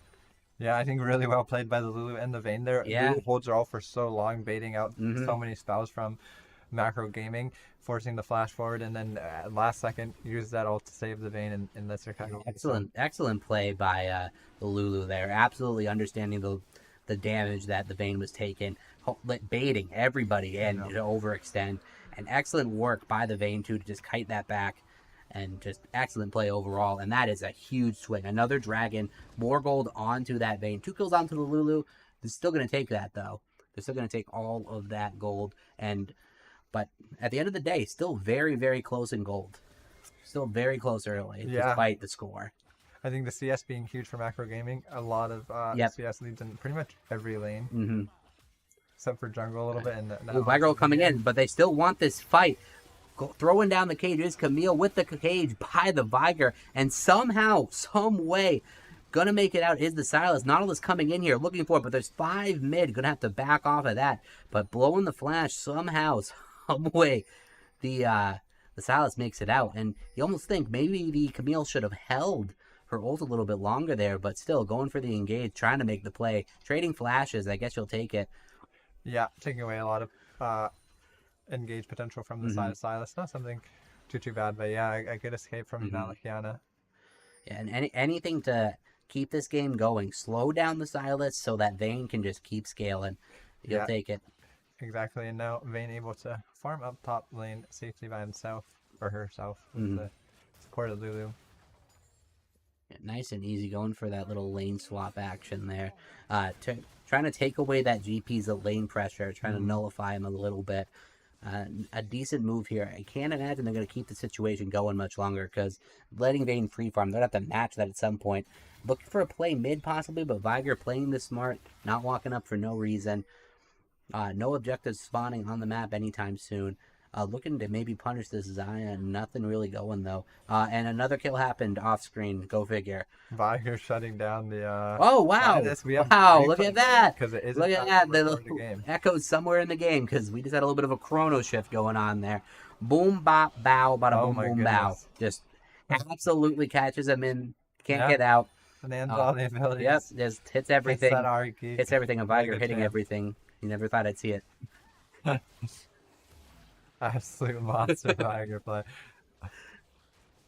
And I mean that's the power. Yep. That's the power of Viger. He's a straightforward champion with a lot of CC, and and that's gonna be the Rift Hill going on to the Vayne here. Vayne can even get even more pressure going, and honestly, again, the more time goes on, the more this Vayne has a chance to get into this game. Vayne is loving it, absolutely on cloud 9 right now. Has a Lulu keeping her safe, can do whatever she wants. It's crazy.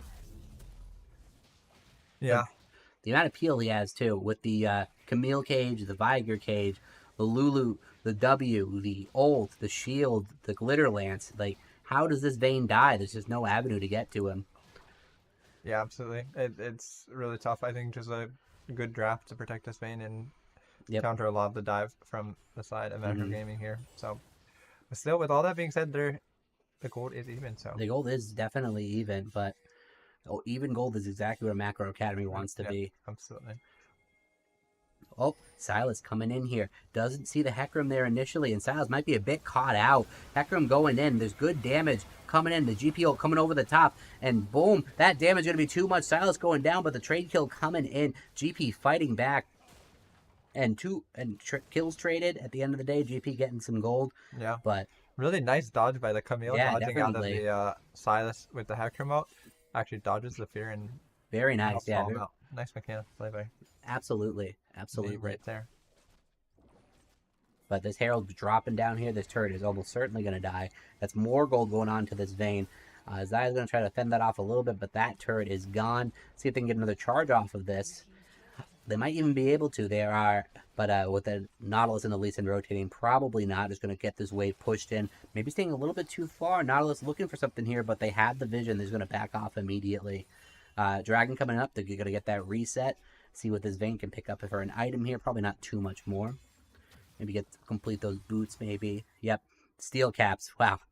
As if you weren't safe enough. Just completely. I'm gonna take absolutely no damage. Awesome. That's definitely a steel caps angle. Yeah, you didn't have enough peel. You get steel caps on top of it. God, that's it's such a good play to build steel caps in certain matchups, but good lord, do I hate when AD builds steel caps. So, yeah, I think it's like the power of Vayne right now. It's like you can actually build her pretty. Yeah, because she just has such good base damage and scales with attack speed that you're not gonna really. Sure, you lose some attack speed, not going greaves, but the amount of attack speed you have in your build, it just doesn't matter. You can just afford to build those steel caps. Yeah, exactly. So recognizing she just needs to survive there as long as she can in the team fight, and that is all that matters. Cage going down, not going to find too much, but getting that wave pushed out, putting more pressure onto the Dragon. No contest coming out of Macro Gaming, understandably. First Dragon of the game. Why hand it over? Is it the first Dragon of the game? Can I get some dragons on this scoreboard here? You're making me mess up here. I don't think there's no way it's first Dragon. No, there's already a dragon because this just spawned. But I think that's 2 dragons going over the side of. I believe it was me. If I had. I think we can click on a champion and figure that out. Actually, it might be 3 dragons. Is it? Based on a random prediction and not me having played this game. If only we knew. I believe this is their 3rd dragon. Can we get a confirmation if that's 3 dragons? I think it is the 3rd dragon. I think it's the 3rd dragon. You have the game in front of you. I'm pretty sure it's the 3rd dragon. All right. It's a dragon. It's a dragon.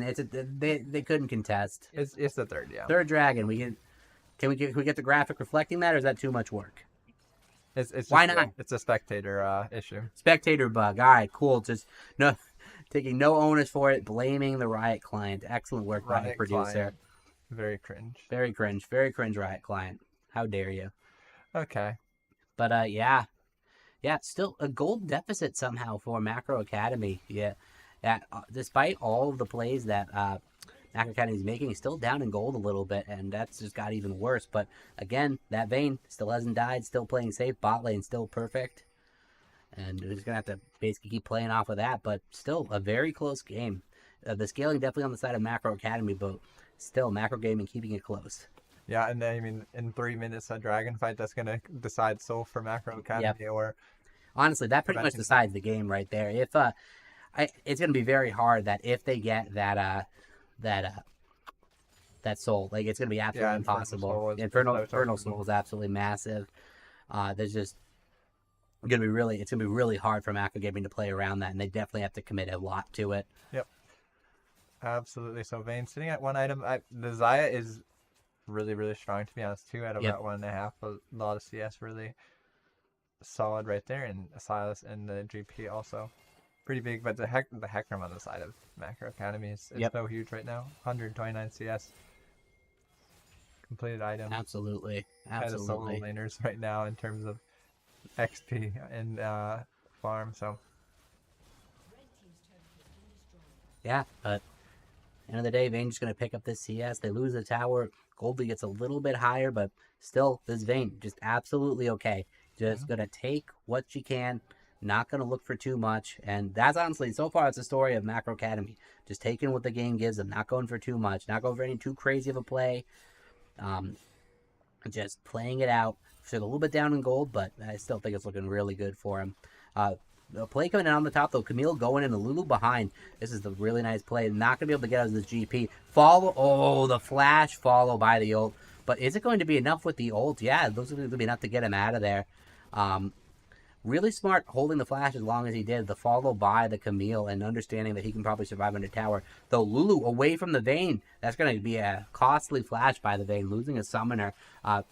Macro Gaming definitely, I mean, that's going through your head, right? Understanding that Lulu's away from Vayne. Yeah. Let's try to catch her out. She's a little bit pushed out. And that's probably the first time we've really seen Bertolt Hoover caught out as far as this game is concerned. Yeah, I think a little bit risky. They didn't have tons of outside vision, so weren't necessarily expecting that. And then obviously blowing flash before a dragon fight is really big. Absolutely huge, survive, so.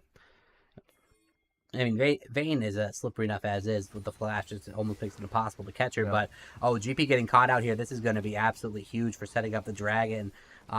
Going down, we'll be up for that fight, but still, to be able to get this side lane pushed up. A little bit greedy by the GP to push up as far as he did. It's not like he can counteract like the pressure from the dragon. That's not coming up for a while. So a bit greedy by Atmos pushing up as far as he did.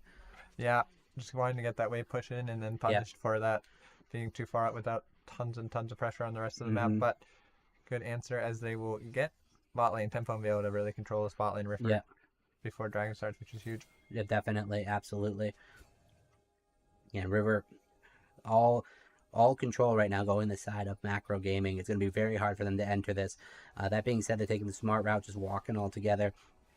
Vayne as far back as possible. Understands that Vayne is the target. That is the only thing they're trying to kill. Vayne. It's the only thing on their mind. Hecarim looking for something here. I can't imagine he goes in, just probably looking to threaten. And we're almost certainly going to see a 5v5 here. Viger coming in on the side. Going to see, does Macro Gaming pull the trigger? I don't think they should. I think they should wait. And it looks like, Macro Academy going to pick up the guy on the side. Gangplank going to die again. And this is almost going to certainly be an absolute wipe. Vayne is untouched. There's no way to get to her. And just running train on their entire team.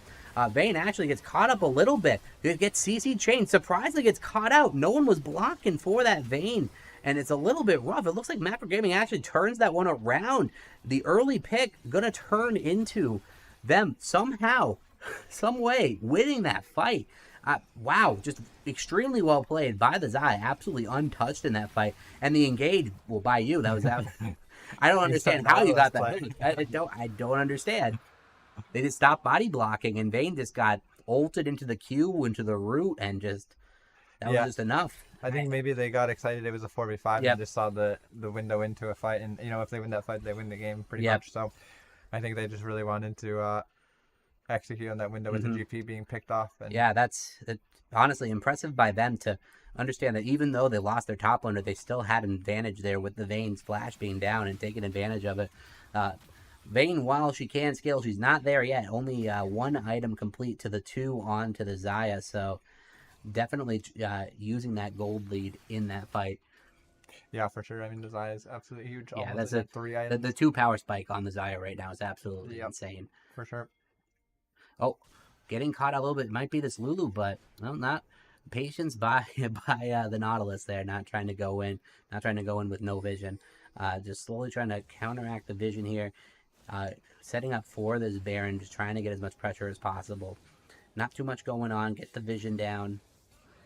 Got Camille matching the Silas bot lane. Both TPs are up, so that's understandable. But definitely Baron will be the next focus here. Can't imagine either team's going to try to start this up, but the vision right now clearly on the side of Macro Gaming. It looks like they're trying to claw their way back into this, but still with the gold lead. I'm saying clawing back into this, but they have the gold lead. Up about 3K right now. So that fight, an absolute swing. The 2 levels up right now. The Vayne has the late game, but honestly, very rough. Very rough right now. Down 2 levels onto the Zaya. Zaya absolutely massive, going to be shredding in the team fights. He ult going off across multiple people. The feathers all over the place. Absolutely huge right now. I don't know where you go from here if you're Macro Academy. It's looking a little rough. Gonna have to somehow stall this game out, wait for that next dragon. Yeah, still on soul point and for sure, and then just hoping on the Vayne scaling, and then I mean the Hakram also really strong too. So looking for that late game for sure, and definitely to play around mistakes. It has the Viger, has the Vayne. Definitely the late game is on the side of Macro Academy, and if they get that last dragon, even more huge for them. Just going to be very, very interesting to see how this one plays out. And going mid here, looks like they're trying to look for a play, but not really too much going on. Just fishing for a play, nothing wrong with that. 2 minutes though on that dragon, setting up, maybe looking to threaten Baron a little bit with the vision they have, maybe try to bait it out. And it looks like, ooh, caught out on the side is Tetra. By himself. No, kind of interesting what he's doing there, and that's going to almost certainly lead to a Baron attempt here. Absolutely massive. Camille on bot side, TPing in now. They know they have to contest this. They can't just give the Baron for free. Nautilus sitting on the side, but getting caught out is the mid laner. The Silas has the Zhonya's, but is it going to be enough? Can they save him? He goes, the shutdown going over to the Camille. The trade kill back onto Camille, though, by the GP. Going back in, though, is the Hecarim. Getting the damage down, killing the top laner. GP going down. The Vayne barely staying alive, but going down in the end. Lulu hanging on for dear life. The Lee Sin misses the Q, and that's going to be Lulu surviving. And, oh my god, another kill by the Hecarim. He's just absolutely going off in this fight. Lee Sin going to have to get out of there. The E from Hecarim almost certainly back up. Looks like he's going to get out of there, but wow. A turnaround fight for sure. The Predator from the Viger coming in. Is it going to be enough? Looks like Lee Sin. All Viger has to do is press R, but Lee Sin going to get out of there. But wow, incredible. Down a man, and it looks like Macro Academy was able to find the win in that fight.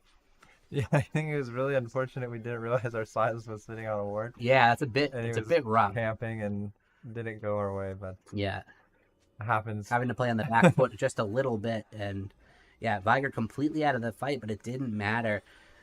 No Baron going over, and it's time for the dragon fight in the next round of it. Macro Gaming knows they lose this, their chances of winning go right down the toilet. So it's absolutely imperative. They try to get the vision, try to get the pressure, and try to get this dragon. I will just say this next team fight has some absolutely insane mechanical plays that were really impressive to watch. Okay. The flash hook onto the minion. He went for it. It's Hex Slash. It's Hex Slash. It was Hex Slash. Yeah, okay. I didn't. Quick to defend himself. Quick to defend himself. Just fishing for it. Just fishing for it. That's fine. All right, Rabadon's completion onto the Silas. Going to have absolutely massive damage for this fight. TPing in. Knows he can't be late. This fight's going to happen whether he's there or not. Oh, GP Barrel's missing. Oh, that's huge. That could have been huge poke damage going in, but not so much. The Vayne's got her Rage Blade. Vayne's got her Shield Bow. Is it going to be enough in this fight? And it looks like they're going to go for the GP on the side. Smart move is kill the one GP on the side. Going to kill him off pretty quick. The Silas uses all his engage tools. Gets the root, but it's not going to matter. The Viger with the flash misses the cage. Hecarim going in. The Zhonya's coming off. And the fight going off. And oh my god, the damage from the Zaya. But Vayne is untouched. Vayne is on the side. Vayne is just going to wipe this fight going in onto the Xayah. Xayah going to get out, but that is almost certainly going to be the dragon, and Vayne just untouched, and that's what happens when Vayne gets untouched. 2 items, that's all she needs. Yeah. Just wipes that fight, and with that, that's going to lead right into the Baron, and this game is looking rough now for Macro Gaming.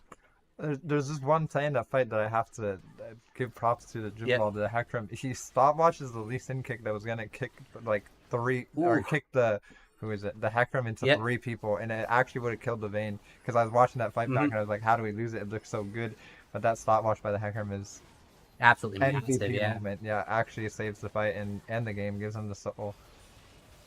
That would have been really unlucky. Ooh, yeah. We got a nice little chat here. Arabella KDA, lol, make you know. I'm not a KDA player. I play to win. I don't stop. Well, honestly, that's like a standard Nautilus line right there. So I don't know what your problem is. That's like. At 1, 5, and 7, I'd take that on Nautilus any day. That's a good game. I'm trying to engage. I don't care about There's no such thing as a KDA. You cannot be a KDA Nautilus player. You're guaranteed to die when you're a Nautilus. Hello. Got a little troll in the chat there, but we like it. We like to see it.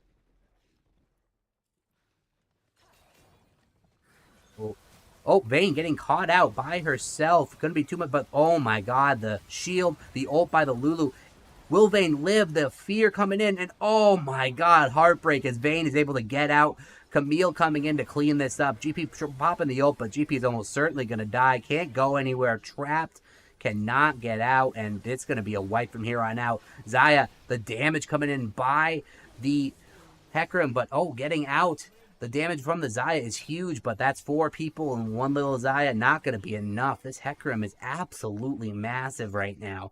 It's wiping fights. The death stance really showing that it's a balanced item, taking absolutely 0 damage in that fight. Yeah, this Hecarim is just an absolute monster, man. What do you do against it?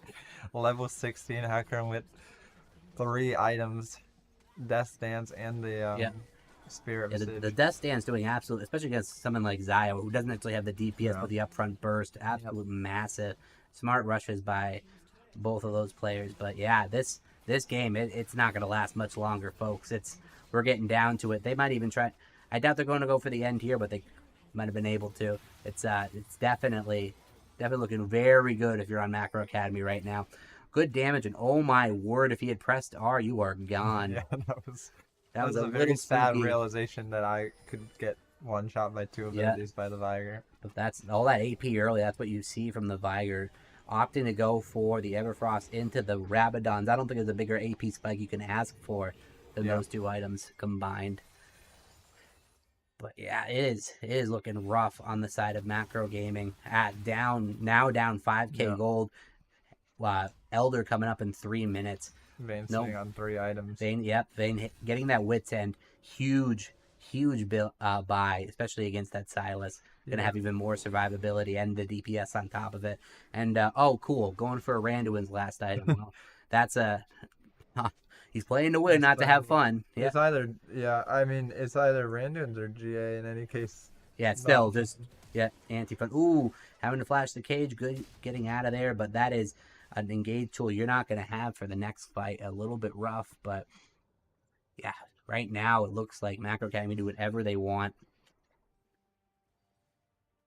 Vayne on the side right now has 2 escorts right now, the cage and all the Lulu bullshit that she can do. It says this Vayne, you can do whatever. We're having fun down there. They're all dancing and whatnot. Vayne can just do whatever she wants. It's like they're waiting. Not trying to show, not trying to get collapsed on. Pushing up slowly, stacking this wave. Smart play. There's a Guardian Angel on the Hecarim, man. It's so sad. Oh, man. It's unwinnable. Hecarim is not dying the rest of this game. Cannot die. Yeah, the snowball is just insane at this point. This game just got out of control really quick. And now, Macro Academy is playing this out nice and slow. Not trying to bite off more than they can chew. Getting the numbers advantage. Having the Camille pressure mid really smart, getting the flank possibility off. Yeah. I mean, Hecarim is level 17 right now. He is the highest level in the game. Yeah, tied with that Camille. Just an absolute unit. Jimbal is a monster. Absolutely. Just doing the 1v1 champion, too, by the way. Oh, that's right. The 1v1 champion Jimbal, showing why he earned that moniker. But yeah, a minute from the game's end, pretty much. That Elder Goes way of Macro Academy, almost certainly going to be it. Exactly. Really the only hope for us lifting an Elder. Evan, a.k.a. Yana Kiana, equals free win. Some trash talk coming in there. Oh, my goodness. This chat is trying to get a little rowdy here. Yeah. What is that? I don't know what that means. I don't know what that means at all. What is that flame? What is that? That's going crazy. That is wild. Who is that? I don't even know what that means. I can't tell if he's talking about. Well, they're all gone now. Chats. I can't tell if he's talking about Jewel Veil, like Jewel Veil Grace. Because okay. I see. I didn't quite understand the joke. The flame is too next level. Yeah, it was too. There we go. Yeah, that's a good point. Like an insider joke that did not translate very well. Yeah, pretty cringe. Pretty cringe. Hitting a dangerous. Yeah, and that's coming from this podcast. Here we go. We're going to the Elder fight. We're just gonna move right past that. Yeah. Both teams looking. I don't know if I can. I'm like tilted from that. In the river, Silas has the hacker mode. Dude, they're just gonna kill the. It's just, why are we even playing this out, man? We know what happens here. They're about to roll this fight. Camille with this pressure right now. We know it's gonna happen. They're gonna have to try for a desperation engage. Vayne's gonna get off scot-free. They're trying to get the flank by the Silas. It's not gonna be enough. Vayne absolutely protected. They start off the Elder because they know Camille is pressuring the game right now, pressuring that top side. Gangplank cannot enter this fight, cannot TP in. It is completely held down. The hook coming in, throwing the ult onto the Vayne, but the Vayne is so far out, it's not going to matter. The Silas will get the play on the side there, being able to get some damage in, getting that kill in, but Vayne is still by herself, still safe, fighting as long as she can, staying alive. The kite is insane, and somehow she lives. Oh my god, that fight came a lot closer than I expected, but Vayne living, that's all it's going to take. That's almost certainly going to be Elder unless they just go right for the win. And it looks like that's what they're going to do, is going to walk this wave down mid and end the game. And it looks like this one is going to be going the way of Macro Academy taking game 2. I don't know. It could go either way at this point. Yeah. Well, I don't know. Could they? Yeah, they can. Yeah, based on a random guess and not having and then not having played the game. Yeah, no. But I mean, the Vayne team fight is actually so good. He plays that so. Yeah, he played that to margins, like as tight as he could. It was absolutely. That team fight was really sad because it's 1 HP for the whole. Oh man, we got ganked by a real sweetheart over here. Joel Shitter. This Arbel guy is so ass. And Jason, I could not agree more. Excellent input. Perhaps we'll get Jason in, unless we want to get the stream canceled. Maybe that's a bad idea. Yeah. Jason, let's see if you can get timed out here. We'll see. Let's see. He knows how to get timed out, and he better not. Yeah. Who is this person who misspelled hour? I hate careful. Maybe not a good idea to time him out too soon. That might get him mad. It's nuclear. Oh no! All right, I don't know you, Patty. I'm gonna sit for you. Thank you for sitting, because God, my knees are killing me. Too much walking, dude. I'm not sitting. We'll be back in like 2 minutes, and we'll get into game 3. I'm gonna go get some more water. We're gonna set up our chairs. Thank you all for tuning in and hanging out with us. We're gonna get into the last game, deciding who will go to the finals versus Cabbage Collective, Macro Academy, or Macro Gaming. We'll be right back.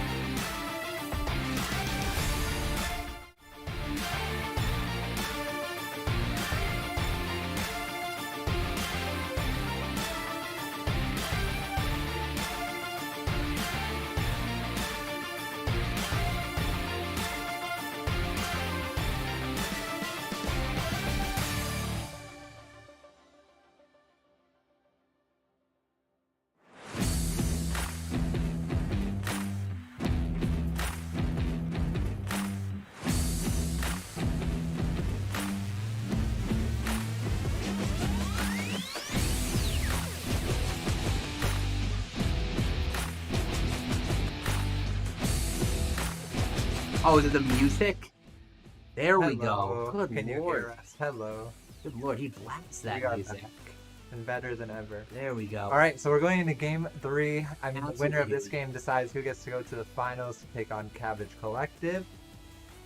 Obviously, I mean, Yeah, that's gonna be a marquee both matchup no macro matter who teams wins. want- Yeah. both macro teams want their chance at Cabbage And Collective. honestly, at the end of the day, we can be thankful we didn't have a macro final. That would have been riots in the streets. Probably. And the SLS would have burned to the ground. Yeah, a lot of controversy would have been A lot of around that. controversy, but You can't. I mean, at the end of the day, we know that they're just going to lose to Cabbage, right? Probably. Yeah. Yeah, I mean, so, that no, who team can is beat crazy. Cabbage Collective, man? They can't. got the skills, they got the attitude, they got everything going. They have for the them. And it's gonna whoever wins this game. Ranger outfit. Yes, yeah, you can't beat that, man. They know how to have fun and they know how to play well. So, That's true. but here we are, game point. Looking at both sides here, we got the Yorick pick. I'm liking that. Yeah. An absolute side lane god, and I can't imagine if Camille likes to see that very much. The Grays pick, a lot of early pressure on that top side, and a nice safe. We're going back to the Victor. A lot of zone control. The Zaya was looking good last game, just got a little bit outscaled. But going back to the Vayne Lulu, both teams going for a lot of power picks. And the Sona pick, I'm liking the Sona pick. Just going for double enchanters, great, my favorite. Yeah, so after the Nautilus, they said no more Nautilus. You're just on Enchanter duty now. Yeah. You don't get to play Engage anymore. Yeah. And this is honestly for the super fan of the LCS, the SLS rather. Charlotte, this has to be watching his hero Arvel this is playing Sona, Sona, right? This one is for iCharlie if he's watching. Yep. An absolute Sona enjoyer. And honestly, but it's only a game for him though if you steal the first at least 5 kills in lane. That's the only way. Is that how that works? That's yep. It's honestly incredible. Okay. I actually could not see what was happening on half the screen. A bit yikes, but it's all fixed now. So pretty standard level 1's gonna have the top side start on red, bot side start on blue. Jungler is gonna be mirroring each other. Nothing too crazy going on. A little bit of a head start bot lane, so almost certainly gonna get that level 2 push going on. The ward getting cleared, the early sweeper paying off, not too shabby. That was a bad word by me. Yeah, Don't place that word that early. No, definitely not. And it definitely got punished. Yeah. But yeah, pretty standard starts both sides. It looks like Hecarim's gonna be pathing top, Graves pathing bot. Both sides trying to play to their strong point. But what was going through your mind with the Sona pick here? What was the thought process? Do you like Sona into the Lulu or what's? Early picked the Graves as a flex. I think we picked Zaya Graves 1-2 because we play a lot of Graves mid, and we knew that they do that, so they figured it would be a Graves mid. And then they picked their bot lane. They picked Lulu. And we knew that the last game they played a lot around bot lane, so instead of trying to play like an early game support or something engage oriented like Nautilus, we just figured we'd match their enchanter with another scaling enchanter with the Sona. And then we knew that they'd want to pick Victor on the second rotation, so we just figured we'd flex the Grace to jungle and then put the Victor mid on 4 to take away that pick and then force them into Ahri. Oh, there we go. Getting Ahri baited out. Nothing wrong with that. It's got the nice. Honestly, both teams looking like they have pretty solid comps. A lot of good things both sides can do. And the first blood, and in true SLS fashion, we didn't get to see it. But here is the power of that Yorick. It's absolutely disgusting. Yeah, I mean, the fight is so close. It's just flash. Look at that. Boom, bop. But Yorick biting off a little more than you can chew. And at the end of the day, just a little bit too little damage. And wow, what a fight. But yeah, that Yorick damage it's only going to get worse from here on out. And that's a bit unfortunate by the Camille to be losing that because it's not going to get any more fun for her. Yeah, the Yorick pick is just OP. I was a bit nervous when he said he wanted Yorick, but it turned out... It works out. It works out. And blood, so. Stopping the recall. So a nice little appearance by the Hecarim. Going to help the tempo up top lane a little bit. It's going to allow the Camille to TP and catch this wave. Doesn't really affect it too much. York can still probably walk back to lane. Not the end of the world. Probably going to hold his TP here. Let's have a nice little stroll. Looking mid here, the Hecarim looking to get this Victor a little bit vulnerable early. With the Ari, definitely a lot of kill potential. And Victor walking up, it's going to be a little bit too far. Hecarim looking for it. Going to have to probably pop the flash. The charm, the charm just not in range. The absolute cojones on that man to hold flash. Yeah, you know how like Yana doesn't play for a single second. Just knows the charm range. That is incredible. That was crazy. I think maybe a little bit of a mechanical error, not just charm flashing. Yeah. If you're the Ari, I agree. To commit that, I think if you're looking, because at the end of the day, the worst thing you get is a flash trade.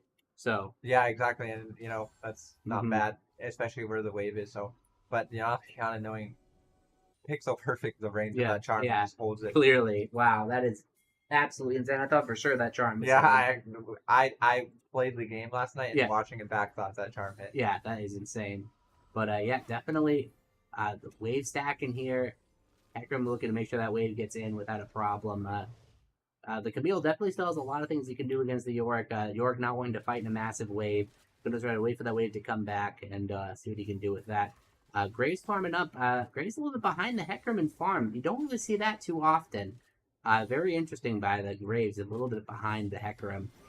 You'd think with Graves, he's clearly able to keep up, but Hecarim having a nice early showing so far. I think Hecarim's early clear is really, really fast. It is, once Graves gets one item, it's to No, definitely. And caught up on the CS and EXP is that Graves. But try to get the freeze off is this Vayne and or stack the wave a little bit. Not really gonna freeze, but definitely trying to stack that wave. Just slowly pushing out, missing the CS there. Not gonna be the end of the world. Nothing really going on though. We're past that. It's a nice standard. Nothing really too crazy.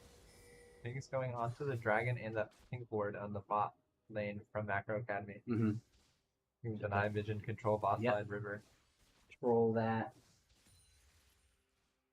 And a little bit of an early dragon here. A little two-man dragon. A little sneaky play by Macro Academy here. Smart. Bot lane not bleeding this at all, and that's just going to be a free take right there. The Victor not expecting this at all. Just expected a recall, I guess, by the Ari. And look at that. Just a nice, easy dragon take. Going to easily walk that out. And they're even looking to capitalize onto this Graves here. Or not even knowing that the Graves is there, just looking to dive. Graves being here, are they going to call it off? No, just going for the dive regardless. A little aggressive, and this might end up paying off with a trade kill. And I think this is a little too much on the side of Macro Academy. Now they're all trapped behind the tower. Tetra going in, trying to get the kill, and just barely gets it and can get out on top of it. But the damage coming back in, it's going to be a couple kills onto the Vayne, and oh my goodness, this fight is absolutely insane. The Vayne still alive, still dishing out the damage. Yana gets another kill. Can he get the triple? Is it going to be enough damage? Yes. And that's 3 kills going over to the Victor. Not what you want to see. A little bit of over-aggression on the side of Macro Academy. But at the same time, getting a decent amount of gold for themselves as well. Just an absolute crazy fight all around. Yeah, that play was crazy. I figured they were either going to do Dragon or try to dive us on that huge stacking bot wave. And they did both. And they did both. Yeah, so they're getting the Dragon, but the kills going on the side of Macro Gaming. So, and that's absolutely huge. Victor getting 3 kills early. Like, just catapulting him into the mid game. Just going to have an absolutely monster buy here. Has Lost Chapter, Blasting One, and the book on top of it. Just huge spike coming in. The CS lead also on the Ari as well. So Victor is looking absolutely massive right now. Yeah, for sure. That's exactly where you want all the gold to be. Yeah, if you're, for sure. With this team, definitely. You're playing a Victor. I mean, so much power in the game 1. We saw how crazy that Ari, no ult here, no flash. Is definitely kill. Oh, and the charm, that's almost certainly going to be a dead Ari. Going in with the W, with the Graves, the ult coming in, and that is almost certainly going to be Tetra going down. Just smart play by the jungler, getting that timing before the ult comes up, knowing the flash is down. And just getting Victor even more far ahead. Just absolutely incredible. Going to maybe pressure this Herald, but no, definitely smart play to back off of that. Fight going in on top. Yorick popping down the ult. Thinking it's a 1v1, not quite. I mean, Camille was actually doing pretty well to begin with, but with the, oh my god, the damage coming back, but it looks like Graves coming in to clean up this fight. Yorick keeping the fight going on long enough, and it looks like Hecarim's also going to go down here. The Victor coming in, a double kill by the Graves. Ari with the TP, gonna get the trade kill, but Victor is gonna force him off. And a 2 for 2 at the end of the day, but this is the bloodbath. There's both sides getting a bunch of kills. Yeah, and TP being used up by the Ari, but there's still a TP on the Camille coming up in just a second. So a bit of a summoner advantage will go over to Macro Academy for a little bit of time now. Yeah, that's a nice roam by the Victor, getting a nice little plate here. He's just getting bigger and bigger by the second. Bot lane looks like a little something going on there possibly. Nope, just getting the turret, getting the wave pushed in. The Zaya is doing just fine. Vayne with a little bit of a CS advantage, so not looking too bad for the Vayne. Definitely a point of power. What we saw last game, and definitely into this game. The Orc doing pretty well, trying to match the Camille as well. Doing pretty well early, a little bit down in CS from the Camille, but still trading very well. That damage is absolutely insane. Those little ghouls just absolutely junk. But look at Ekram trying to get this Herald. Can't imagine it's going to be contested. Graves is on bot side, pretty safe on this. York pushed in. Bot lane is on the map, so definitely going to be able to get that. York walking over to see what's going on. Not really going to matter. Can't really do too much to this. Pings it out, though, so bot knows they have free reign to do whatever they want, and Graves, in proper fashion, rotates to bot to try to see if he can do something. Vision too good, though. Graves is just going to back off. They get a nice reset for the bot lane, though.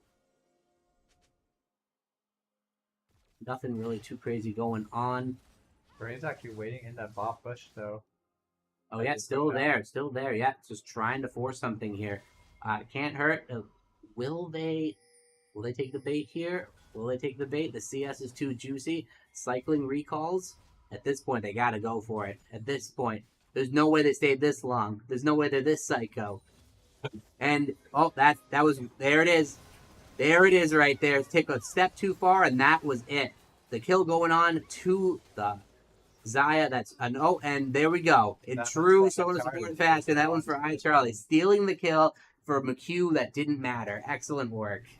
Excellent work. I just could have donated the kill, but no, understands I need my gold as well. 2 kills onto the Sona. We like to see it. But speaking of kills, Victor's about to pick up another one right here. Camille almost certainly going down. The ult, secure it. And gold going all over to Macro Gaming. And another one, just donating the Hecarim, but able to get out. A great charm onto the Graves, but Graves has the ult to get out of there.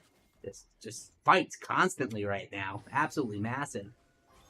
And Yorick now, with the Maiden up top, going to be pressuring that tower. Going to get a bunch of plate damage with everyone on the bot side. And if they can get Dragon out of this as well, a huge swing. Petra going in, though, with the charm. The heal. Oh, my goodness. The jungler going down. This Dragon almost certainly going to go over to the side of Macro Academy, but, oh, the Lulu ends up taking it. Macro Academy ends up getting that, but the fight is going to go the way of Macro Gaming. 2 kills going over to the side of Macro Gaming. 1 kill on the side of Macro Academy. Looks like the Vayne's going to have to run for her life. And that damage, whew, having to blow the flash on top of it. Macro Academy able to get that dragon, so the dragon stack is real, but absolutely huge damage coming out of this Victor. He's becoming an absolute monster. Yeah, he's 5-0 right now, sitting at 1 item. He's about to buy some more up. 40 CS over his mid lane opponent just about. So such a huge champion right now, and he just picks up and needlessly. Yeah, York in that fight too, picking up 2 plates on top side, able to complete that Sunderer, get the item advantage over the Camille. Yeah, and just gonna be an absolute problem pretty soon. The Maiden, there's just no 1v1ing York at this point in the game, and showing right there, the Graves coming up, trying to keep getting this York ahead, trying to get him into this game. But the story right now is this Victor. This Victor is absolutely massive. CS gapping mid, the kills on top of it. I mean, Tetra's playing well, getting some picks in this fight, but this Victor right now is becoming an unstoppable force. The Luden's all ready, the needlessly large rod on top of it. Looks to be going, as the cloth armor as well, possibly getting components for Azania's, but just absolutely massive. This Victor almost certainly going to control the pace of this game. Yeah, for sure, and so good into a lot of the low-range champions on the side of Macro. Yes, yeah, definitely. Ari has to watch Walkie in, so does Vayne. But Speaking of which, a little too far by the Victor, or is it? The damage coming back in. The Graves is here, and is it going to be enough damage onto the Victor? It will, but Graves is almost certainly going to get the return kill. Is that going to be enough for Ari to get the kill back? Lulu comes in. The flash, the Q, the ult. Oh my god, the burst damage. Ari didn't see that coming. Lulu's going to try to trade back the kill, but there's no way she has enough damage. She does. Has the damage with the E, just enough to burst him down. Wow, great play by the Lulu to trade that back, but Graves getting some gold going over to Lulu, and God, the fights just keep happening one after another. Damage going on this turret. York pushing into the tower top. Camille just getting stuck under her turret. Just nothing she can really do up there. But this game right now, I tell you, Victor ended up dying there, but got another kill out of it. The Shadow Flame already 2 items onto this Victor, just an absolute unit. Yeah, he's going to be dealing out insane damage. The Zaya as well, stacking up that tier, already has the Eclipse, doing some great damage. The shield bow on the Vayne, but the power right now clearly on the side of Macro Gaming. Oh, Atmos a little bit caught out here. Pops the Maiden, the damage is huge. Is he going to get a return kill? I don't think so. It's going to be going down to that Hecarim, to that Camille. So a little bit of gold taken back, but that's just resources that Macro Gaming are okay giving up. But it's still, we still got the Victor in a good spot, still got the Zaya in a good spot. It's okay. We lose a little bit of pressure top, but that doesn't matter. We pull the jungler. We're getting more pressure on this bot lane here, and the Zaya is looking pretty nice. Pretty nice down here. Graves pathing down, try to make sure that Zaya gets this tower, gets this next mini wave under. Looking to counter gank possibly, sitting on the pink ward. Ari looking possibly to roam, but it's going to walk back mid. Makes a smart play. Almost certainly going to be taking down the tower on this push, or just going to get the recall off. Okay, it's going to get the recall off. Understands that they want to prolong this laning phase as long as possible. It's only going to get them more of an advantage. The Zaya is pretty strong right now. Able to recall, gets the Caulfield's hammer. Nothing really too crazy going on there. Victor shoving out mid. Just, again, I cannot stress it's enough. Victor is huge. Yeah. Like, absolutely huge. Unplayable. Yeah, 50 CS. Yeah. If I'm Tetra, I'm like, team sucks, FF. I went 3-3-4 in lane, and Victor is 6-1-4. The math does not add up.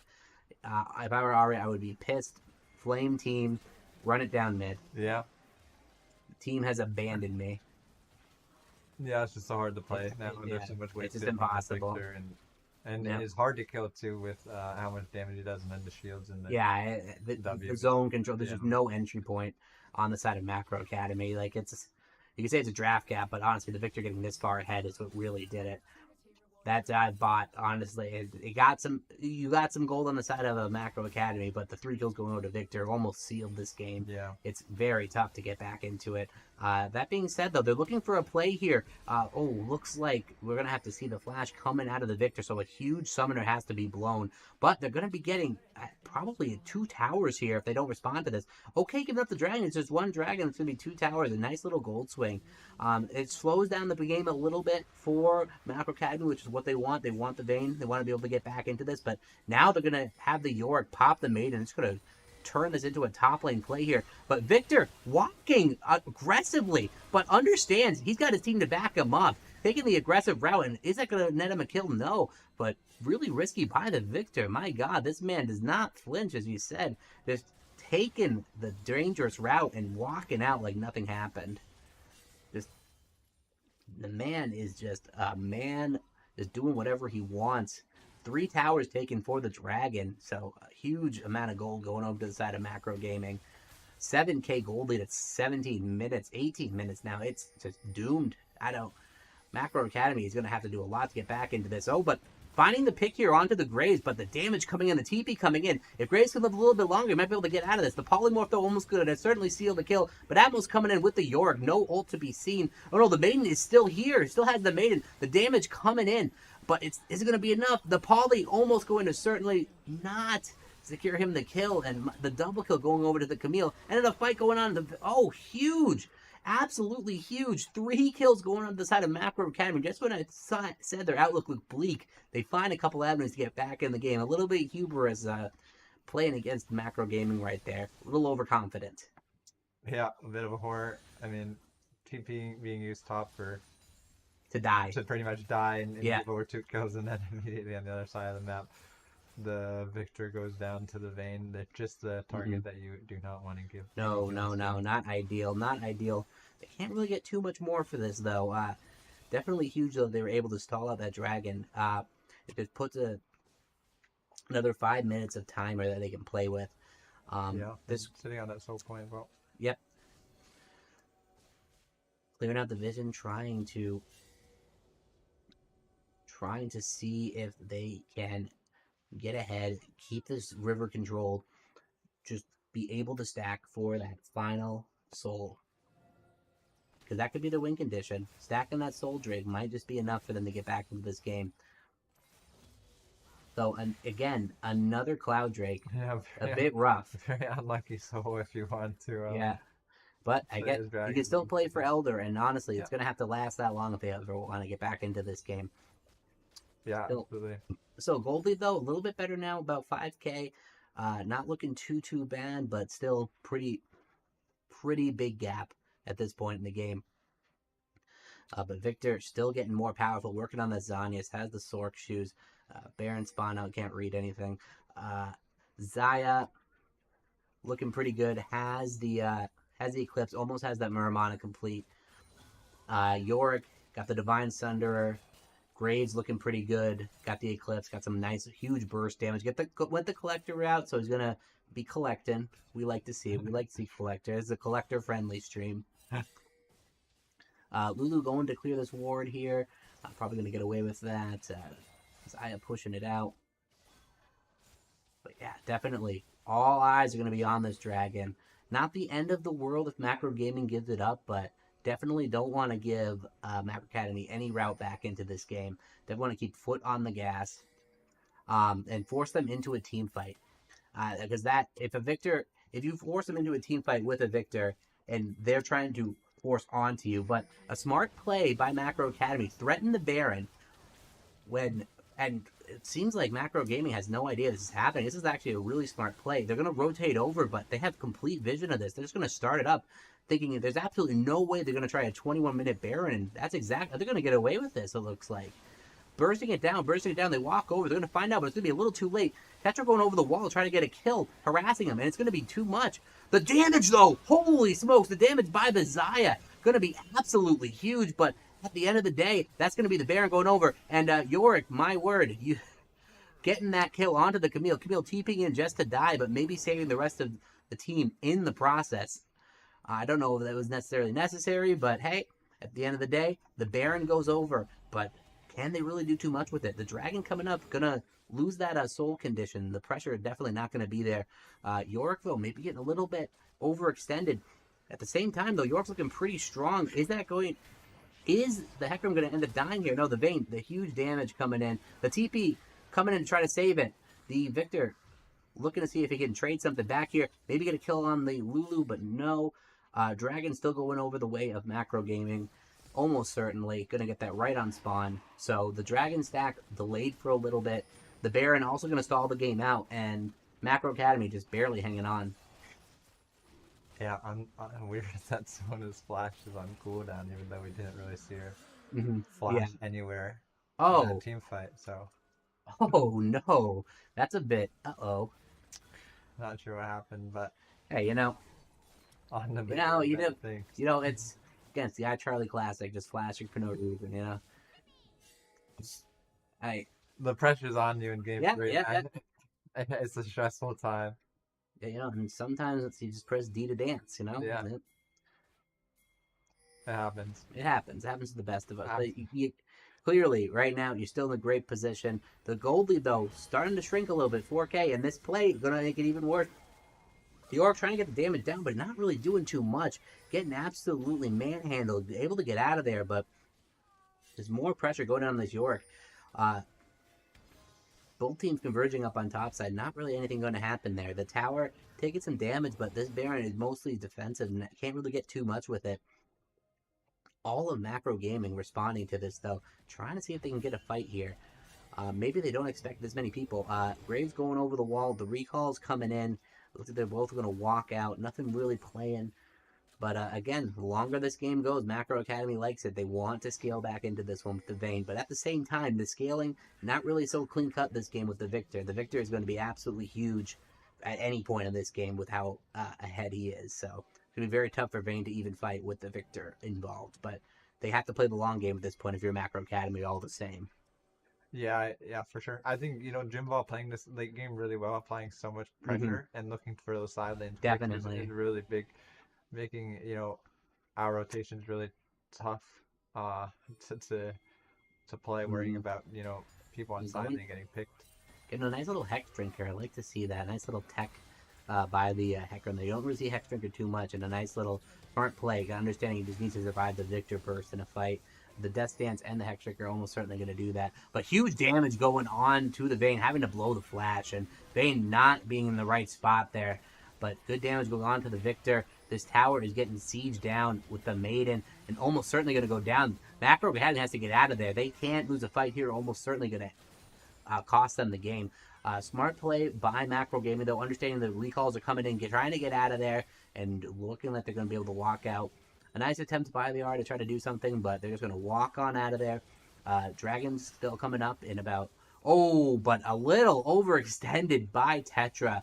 Not understanding the amount of damage Zaya can do and getting absolutely punished for it.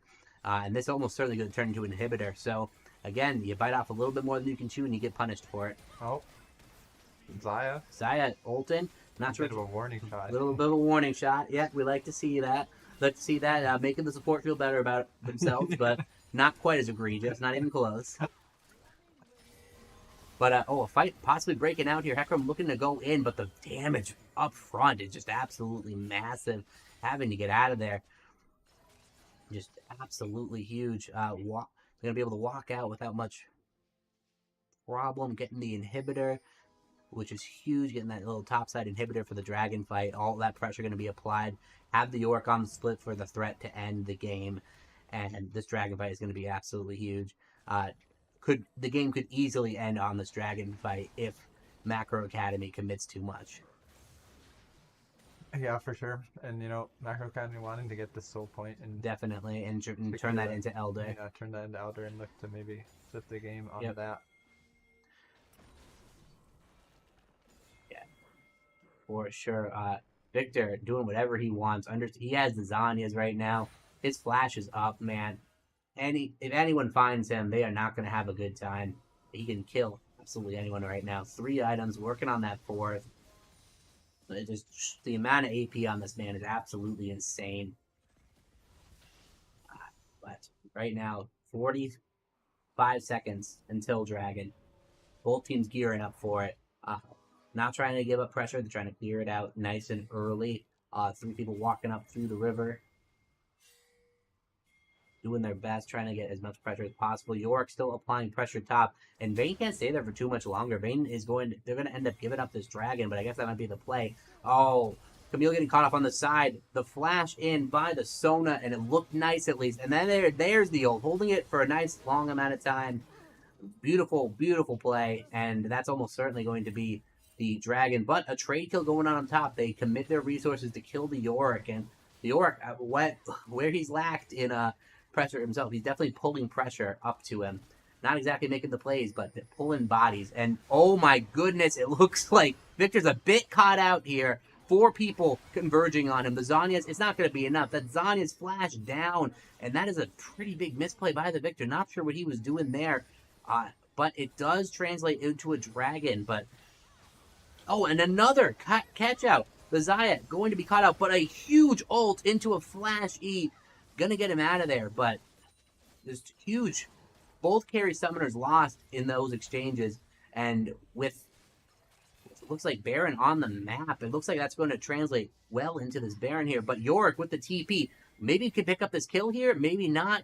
Gonna walk the Hecarim off, gonna stop the Baron, but I think York might be a bit trapped here.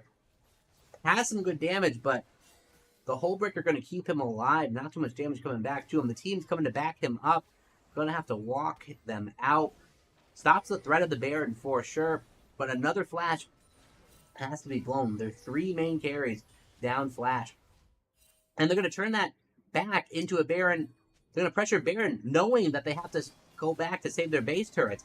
Oh, Macro Academy's got between a rock and a hard place. What do they decide to do? It looks like a little bit of neither. They're just going to stand there. They're just going to wait for the Baron to die. And now Recall, just barely in time to save the tower. And disaster, absolute disaster for Macro Academy. Indecision costing them there.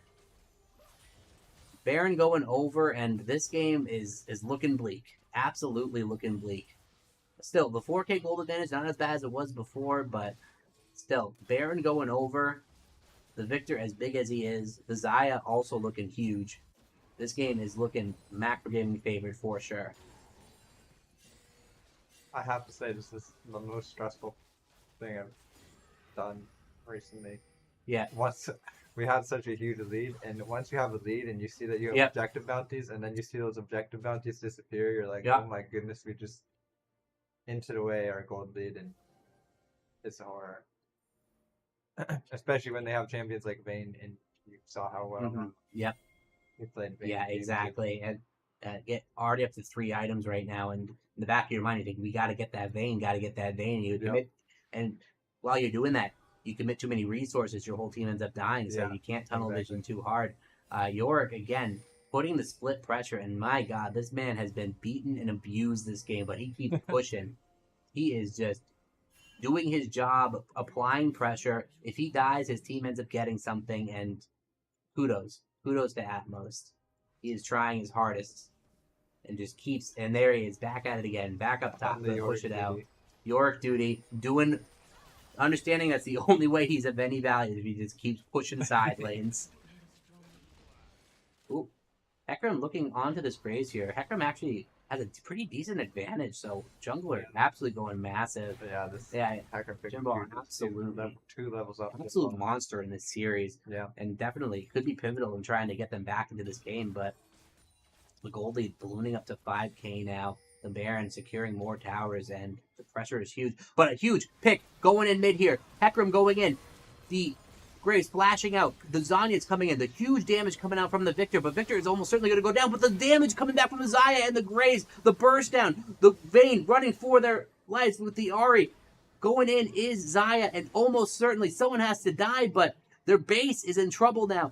Yorick, that whole time, split pushing with the Maiden. And this almost certainly is going to turn into an N. 2 men down, and it's just going to be too much for the side of Macro Academy. They're going to go in for one final attempt, but with the Maiden, with the Baron, the damage is so high. 1 tower down, another tower. The Camille going down, almost just barely lives. The Vayne trying to do everything she can. Going to find the kill onto the Yorick. Going for the end. It's going to be neck and neck. Can they get the end? It's going to go right down to it, and yes, it looks like it's going to be Macro Gaming taking that one, and my word. That was a hype ender. That was surprising to me. Yeah, I didn't see that coming, for sure. But yeah, right down to the wire. I mean, oh my goodness! I thought there was a moment I thought we were all just gonna get ace trying to hit the Nexus and then lose, and but wow, absolutely incredible! Wow, that was a great series right there. That was an absolutely fantastic series. Yeah, for sure. I mean, I think Macro Academy played really well. They have so many just really individually good players. I think across the board, I think Jinbao is such a monster jungler. Probably, I think one of the best junglers, if not the best jungler in this whole series. Definitely. Seriously, his Hecarim was so insane. His CS numbers were insane, and then you saw Berthold on the Vayne was crazy in that second game. Monster. Turning so many fights, and then same with Name and Petra. And the margins on that game too, though, with the Vayne. The amount of times like the Vayne barely lived with like a sub 1% HP. Absolutely incredible. Yeah. And the Victor in that last game, my God, Kiana, a game of the century right there. Just that huge advantage and just kept pressing it. Got caught it a couple times, but the amount of damage he was able to put out was all worth it. Just showing the power of Victor. Interesting to think about what would have happened if that bot dive doesn't go as well as it does for him. I know. 3 kills go on to the Victor, which is like pretty much our dream. For us, it maybe if like 2 of the kills just happen to go on Zona, or maybe kills for them go on Vayne or Hecarim, or like a little bit more ideal targets. Definitely. There's a world in which that game looks a lot different. The Yorick pick, man. The Yorick pick was absolutely mental. So much topside pressure. I think at the end of the game, he did like almost the most damage. Yeah, which is crazy to think about. The amount of times that man just got like gangbanged. He was just like 4. He just kept doing it. Just kept pushing ahead, but Atmos just being the absolute Man, I think side king. But wow, incredible series. And any thoughts on that game? Any thoughts from your perspective as going into the finals against Cabbage Collective? I think we played Cabbage Collective at the very first week. I think when we played them, we weren't very prepared at all. We didn't do as much prep as we should, and we hadn't practiced much, and so we lost, which was unfortunate. I think going into the finals now, we're not going to make that same mistake. I think we're much more prepared and ready. To be honest, I think we just have advantages in pretty much every single lane. I know Cabbage Collective talks a lot and are very active in the banter lobby, but we're not too worried. I think, in terms of preparation, Macro Academy was our hardest series. So, all right. Well, honestly, fantastic series. We're going to have to wrap this one up here. Thank you all for joining us. We had a great time, and setting you guys up great for finals next week. Going to be 2 hype best-of-5 matchups, man. Going to be absolutely fantastic. And a little note here to end this. I'm going to read it just as he typed it because it's illegible. Stick around for Raid the Sea Bears Levy. So I guess we are raiding Levy from the Sea Bears. If only our producer could type, but hey, he's doing a bang-up job running this whole thing, and we got to respect him for it. But again, thank you guys all for joining us. Stick around for the raid, and we'll see you all again next week. Absolutely. Take care, guys.